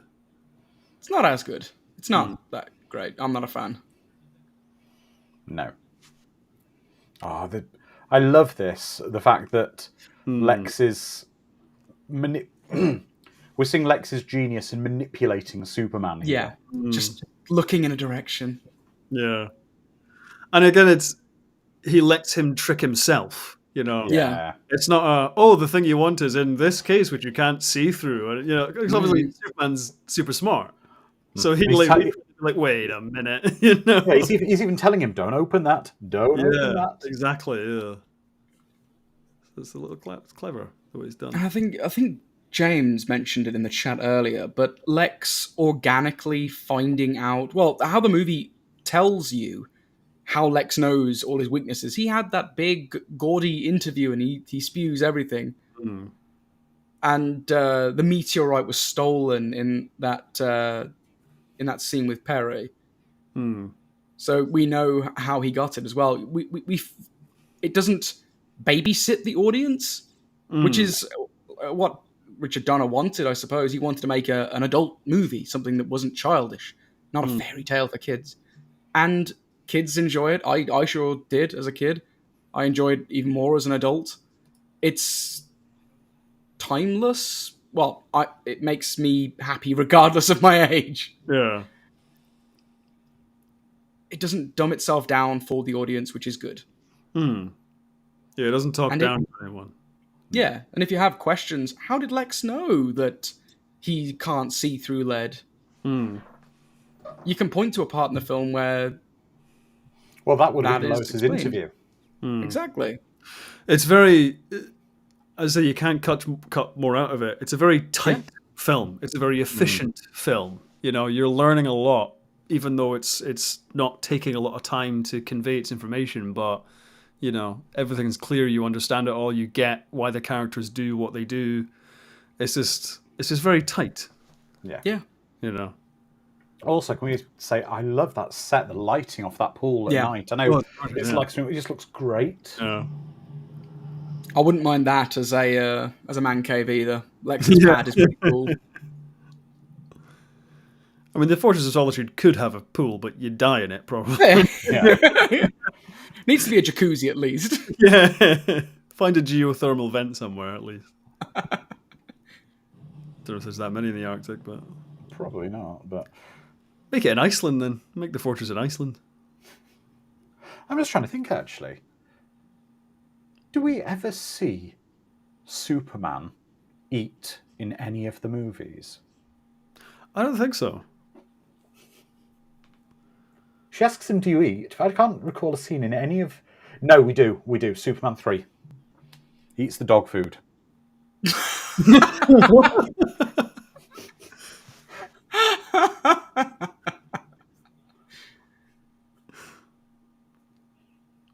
Because he thinks it's pate or something, isn't it? That's right. Yeah. And he tries to eat more. Maybe that's why he eats the dog food, because he doesn't know what food tastes like. This is good. Yeah. Yeah, because she's like, no, Clark, that's dog food. And he's like, oh. And then he takes another taste of it. I love this, though. But this is a great scene where even though the people he loves are at a greater risk, he has to keep his promise. Yeah.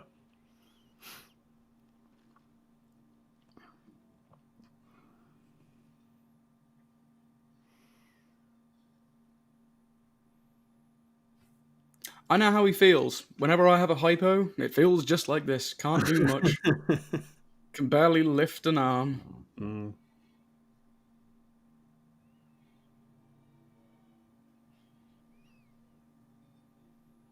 Yeah, Neil, he has a diner scene in Superman 2, but he doesn't actually eat in it. And he's not Superman there as You well. see him down a whiskey, I think.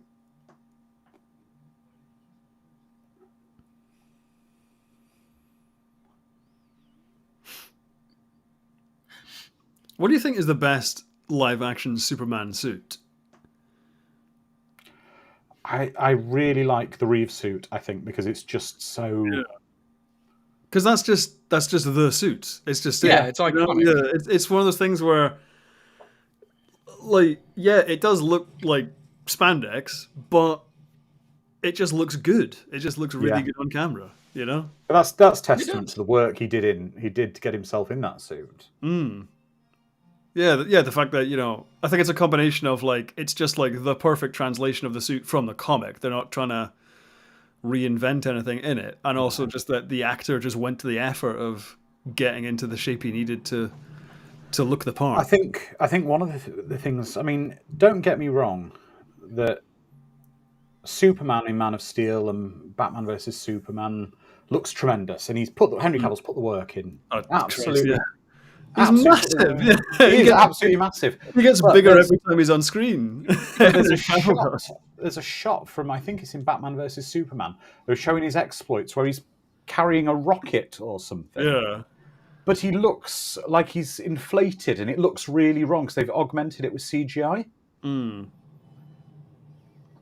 I'd like to see an out-of-shape Superman, like got a slight pork belly to him. Yeah. Shan says she loves the Man of Steel suit. I do like the Man of Steel suit and the Batman v Superman suit, but I do think in places it's a little, like, a little busy. It's like a little, because I do understand the temptation to try and add some detail to it, because it is spandex. It is a lot of space on the suit, which is just one uniform color. So I get the motivation for what they did with the Man of Steel and sort of trying to make it look like a bit like chainmail and trying to like weave in the Krypton script into the S and everything. But I think a much more successful version of the sort of update is actually the suit from the Supergirl TV show.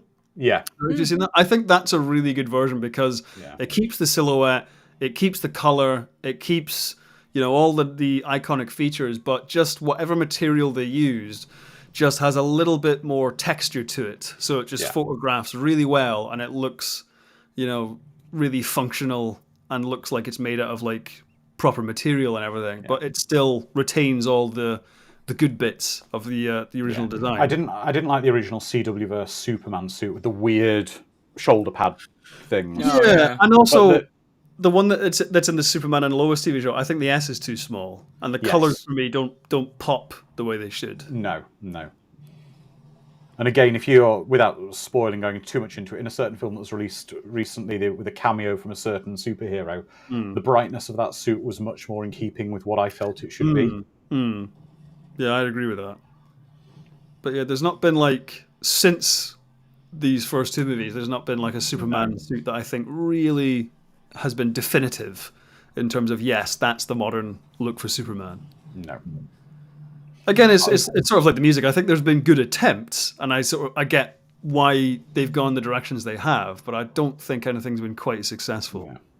Actually, Lizardman just said, Dom is right, the 70s loved their disaster movies. Yeah, but that's what's great about this. This is very much like so many of the disaster movies of the late 70s, where you would see the train barreling to an earthquake happening and all these amazing things happening. But what's great is they're very much exactly in the same style as we would see in those movies. Superman involved in them. Yeah. It's the same with the 70s King Kong. It became a disaster movie. Yeah. I don't want to say that it's parodying them, because it certainly isn't parodying them, but it is literally like, this is what we've seen, and here's what would happen if Superman was involved. Yeah. Which the is 70s movies were just the time of disaster flicks, weren't they? Just insert character into disaster movie. Yeah. But it's a good, again, like visual statement of what Superman represents, that Because obviously to the audience at the time, it's like, well, you've seen these disaster movies where this kind of set piece happened and a bunch of people died a horrible death, but Superman's This is here, what could happen with Superman. it averts that disaster, the people are saved, so it's like, again, it sums up what he's about, really, I think. It's hitting the Control Z button. Yeah. It's also nice to see, like, where he's lifting the San Andreas fault, you can see it's hurting him. It's very painful for him to do it, but he doesn't care because, again, it's the right thing to do. He's not going, "Oh, that hurts me. I'm not going to do that." Go back to school. Stay in school. Don't do drugs. Yeah. Again, I think this is such a great, innovative little bit they do here with the train. I'm thinking, what? They've had an airplane, they've had a helicopter, they've had a bus, they've had a bridge. All the planes, trains. Now it's a train. I love this, though. He's got no way of repairing the track like that, so he just uses his body becomes the track.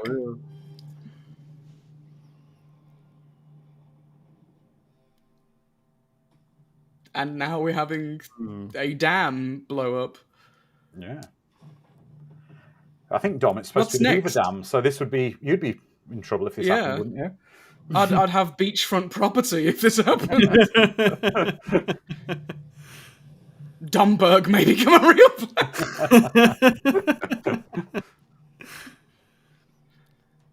I love the miniature work of the dam itself. Now it's one of those British Electrical warning commercials. There's a small child with a frisbee in the background. They kick a football in. I saw some kids get their ball out there the other day. I'll touch the exposed cable. I'll put my finger in this this lampshade. The best one of those is the farm one. Oh, the farm one. Where are the kids doing horrible deaths? Oh, Apaches. Yes, when they sink into the manure. One dies in a pit of silage, which for those who may not know is a giant pit of animal waste used for fertilizer. I love the one that gets flattened by the big railing. And they're all drinking rat poison. Yes, they're sharing a cup of rat poison. Yeah. Isn't it all narrated from their funeral as well? Yeah, I think so. The wraparound. I like the implication, though, that one of them, it's just a single day. Like, one of them keeps dying, and they're like, "Oh no, we lost Norman. Oh well, let's go for there now." Another one. They just keep playing until there's none left. I think a hurricane is the only disaster trope we haven't seen yet. You see Superman 4. Well, yeah, there we go. Oh, that's a tornado. I'm talking about this film. Oh, right. We've had lava, earthquakes, Costa del Dom, Marina del Dom, Domburg, all can exist in Domtopia. Sharon says, "Never live at the other end of a dam like that if you live in the Superman universe." It's going to... Yep, the public safety videos. If I lived in one of the houses and I saw the giant tidal wave coming to destroy my house, I'd have to stand at the bottom of my drive and go, "Damn." You want your last words to be a pun? One of your neighbors who's running for his life walks past going, "Hey!" No, they wouldn't. They'd run past and go, "Ugh." Oh, sorry. This is nightmare fuel for me. And a guy I used to work with couldn't watch this scene. He said he literally couldn't watch the scene of her. He had a fear of drowning. That's his phobia. But drowning in dirt. Yeah. I've been in flash floods where I almost drowned in dirt. Because back in the hellscape of Birmingham where I used to live, I was right on the River Ray, and it used to flood all the time. Now we have a boulder that's miraculously rolling its... it's super... To be fair, he causes an avalanche, basically. Yeah. He just causes to stop a dam, or to stop a flood. Yeah. No, I totally agree with Lois Lane in the car, though. It is just, horrible, the way it's shot. It's like every time you're filling your lungs. there's just a huge, wash of dirt and crap that like goes in her face and in her mouth and stuff, and it's horrible. Yeah, it's horrifying. I mean, it sort of shows how well it's done. That just feels so visceral. Because I remember, a similar thing happened to me when one time myself and my brother and my sister we just dug this really big hole in the garden one time. Well, we dug like a hole, but then we tried to dig like a little bit of a tunnel, and I did like the same thing. yeah, and then it all like came down one day, and we were like, oh fuck, and like it wasn't even that deep, but for some reason, when you're like a little kid, it was like absolutely terrifying. You thought you were going to die. Yeah. Well, James Hellier, it's a good point, but we'll give him a pass on this. He's saying water effects let this down a bit, but it's really hard to keep scale with water. Yeah, and yeah. You can tell it's a model, but look at that model. The effort they've gone into making it. Yeah, that's the thing. To which pour I think some water on it. that's the thing which I thought was really clever when they did. I think it was Spider-Man 2, where they were doing, and I think some of the Lord of the Rings and King Kong stuff, where they had the miniatures there, but then they replaced the water with CG water because the CG water is scaled better. Yeah. And I thought that's a really good example of like marrying different effects techniques together to get the best out of them. So you get the realism of the model, but then you use the CG water to help it scale better, and it just becomes seamless, Using the digital to enhance the practical. Here we go. He's looking getting as quick as he thinks he can. Ugh.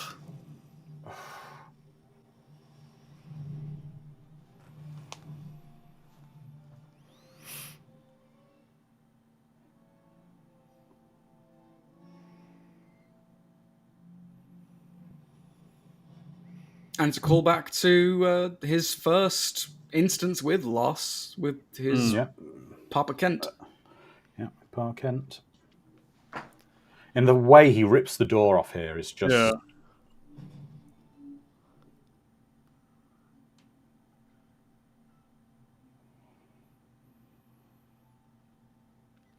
I love the idea as well that, like, even though obviously he has a lot of affection for Lois, he hasn't known her that long, but even just like a single person dying just like hits him this hard. Yeah. But also, this is quite interesting because this is one of those moments where he's been holding back on his power, potentially. And he starts to because we could see how fast he was moving. But I don't, again, going back to your Justice League, there's an episode of it, one of the last episodes of Justice League Unlimited, I believe, where he says, you don't know what it's like for me living in a world that's is made of cardboard. Yeah. Where he's artificially capping his power. Yeah. There's a great episode of, I think it is Unlimited, or it might be just the Justice League show, where they basically meet like I think it's Dr. Destiny, his name is, but it's like a Freddy Krueger type thing, and who traps them in nightmares, and Superman's nightmares is him losing control of all of his powers, where like his heat vision just is like going off randomly, and he tries to hug Jimmy Olsen, and he like breaks his back and everything, and like, I really like that Superman's nightmare, that he just loses control and starts hurting people without meaning to, and because the thing about Superman is, if Superman thought his powers would hurt people, he would give his powers up in a heartbeat.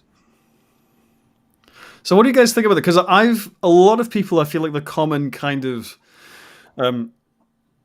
judgment of this bit is that the movie's great aside from him turning back time. He doesn't turn back time. That's what I'm going to say. Well, yeah, because it's him traveling through time, but you just visualize it that way. Yeah, it's visualized slightly differently, because the interesting thing is, again, this was something I said I wanted to talk about. We're going to see in a bit where he flies backwards around the Earth, and it's visualizing it. If you think about it, there were two rockets. He wasn't fast enough to deal with both rockets. But because going back in time, there are now two Supermans. One can deal with one rocket, one can deal with the other. Hence, much of the damage is averted. And that's how I interpret it, which makes sense. Because otherwise, if you just span the Earth back in time, then yeah, it would all just happen again. Exactly. But if you view it as in he's gone back to stop something, so effectively there's now two Supermans there. Yeah. And then that one Superman will eventually go back in time to become the other Superman, so it's a contained loop. Yeah. Yeah. But I've always liked it. I've actually always liked it as a story point. Because a lot of people, the criticism is, well, if he can do it here, why doesn't he just do it for everything? And I do I do understand that criticism, because even in the Richard Donner cut, he goes back in time at the end and stops General Zod getting at the Phantom Zone and all that stuff. But I feel like if you just sort of look at it self-contained within this movie, I actually think I really love it that he does this. And because even when they recall from before his father having a heart attack, I don't think this diminishes that, because obviously if he went back in time, he can't suddenly stop him having a heart attack. You know. No. But I really love the idea that, that they recall that loss of his father as a kind of motivation of, I couldn't save him, but he's like, but I can save Lois. And it's this idea that, for a movie that has so much disaster sequences and all this stuff in it, I think like 3 people die at most in this whole movie, if you don't count all the people who died on Krypton. But like after, he's arrived on Earth, I think, there's about like the policeman who gets killed in the train tunnel, his father who dies of the heart attack. I can't think of anyone else who actually dies in this movie. The guard who was killed by Lex in Addis Ababa. Yeah. Oh, yeah. But I think that's actually really powerful. Again, because the idea that Superman, the sort of main obstacle with Superman for the characters in his world and even the audience is the disbelief that a person this good could actually exist. So I actually think it for me it really works, and I think it's really powerful that even after he saved all those people, him losing Lois, he's like, nah, it's not happening. I'm gonna push my powers like further than they've ever gone before to go back in time, because I can't let a single person die. Yeah. I don't believe that Lois was really the only person who will have necessarily died from his lack of, him not dealing with the West Coast missile first. Yeah. So obviously there will have been other people, old people dying in that town from heart attacks, watching the tidal wave coming towards them. And, you would have died sitting there smoking your last cigarette, saying, "Damn." Exactly. Yeah, but I would have been die for that one. but I would have been cool for it though, wouldn't I? But for me, I think it actually really works. I actually love that he goes back in time, because he's like, I can't let a single one, go because of that. I think it's sort of it's very. I think that's quite powerful. And now we're coming up to the end, but again, this is just. This is probably the most 1940s, 1950s Superman in this film, just literally dropping off the villains in jail. Yeah. What have they done? Here we don't know. Your crooks.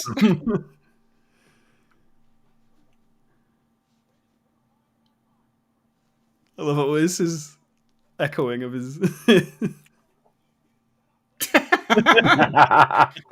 Take him away, boys.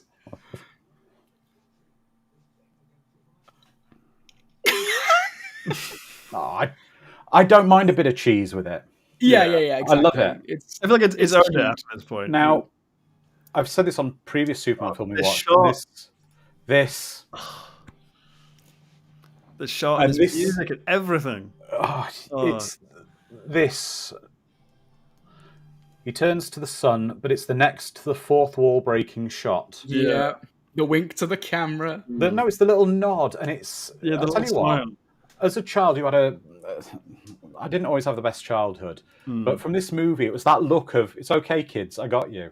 You know? Yeah. Brilliant. It was absolutely brilliant stuff. That belief that Superman was out there looking out for us all. But everybody, as we listen to the credits of this amazing score, that was Superman the movie. And I've got to say, Rowan, thank you for joining us.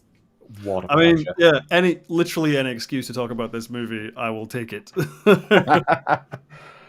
Dom, as someone who's not seen it for quite some time, holds up just as well, if not better. It's such a delight of a film. And yeah, it makes you believe that men can fly and that superheroes are out there and they'll take care of you.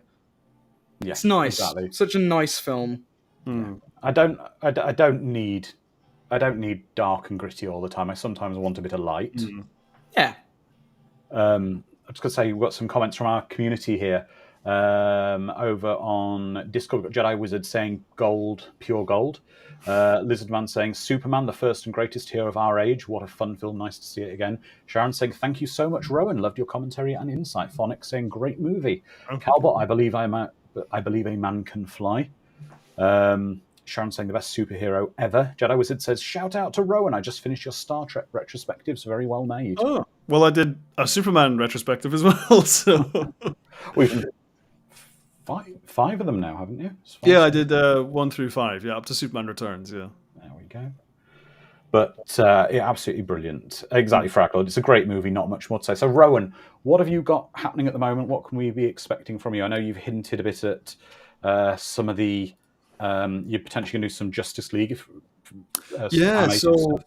So to round out the year, because I've already done part 1 of my Red Dwarf retrospective, part 2 is coming out next week, next Sunday. After that, my final video of the year will be a retrospective review on Avatar to coincide with The Way of Water coming out. And then in the new year, I've got tons of retrospectives coming out, stuff on Battlestar Galactica, stuff on Dune, stuff on, and yes, the DC animated universe. I'll be doing Batman the Animated Series, Batman Beyond, Justice League Unlimited, and lots and lots of movies in between all of that.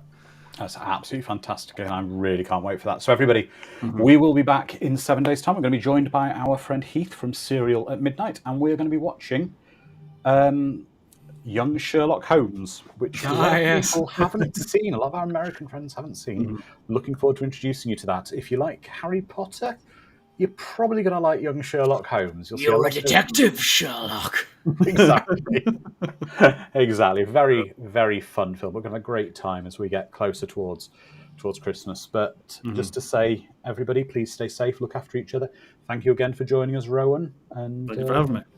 You're very welcome. So everyone stay safe, and we'll see you in 7 days. Bye-bye.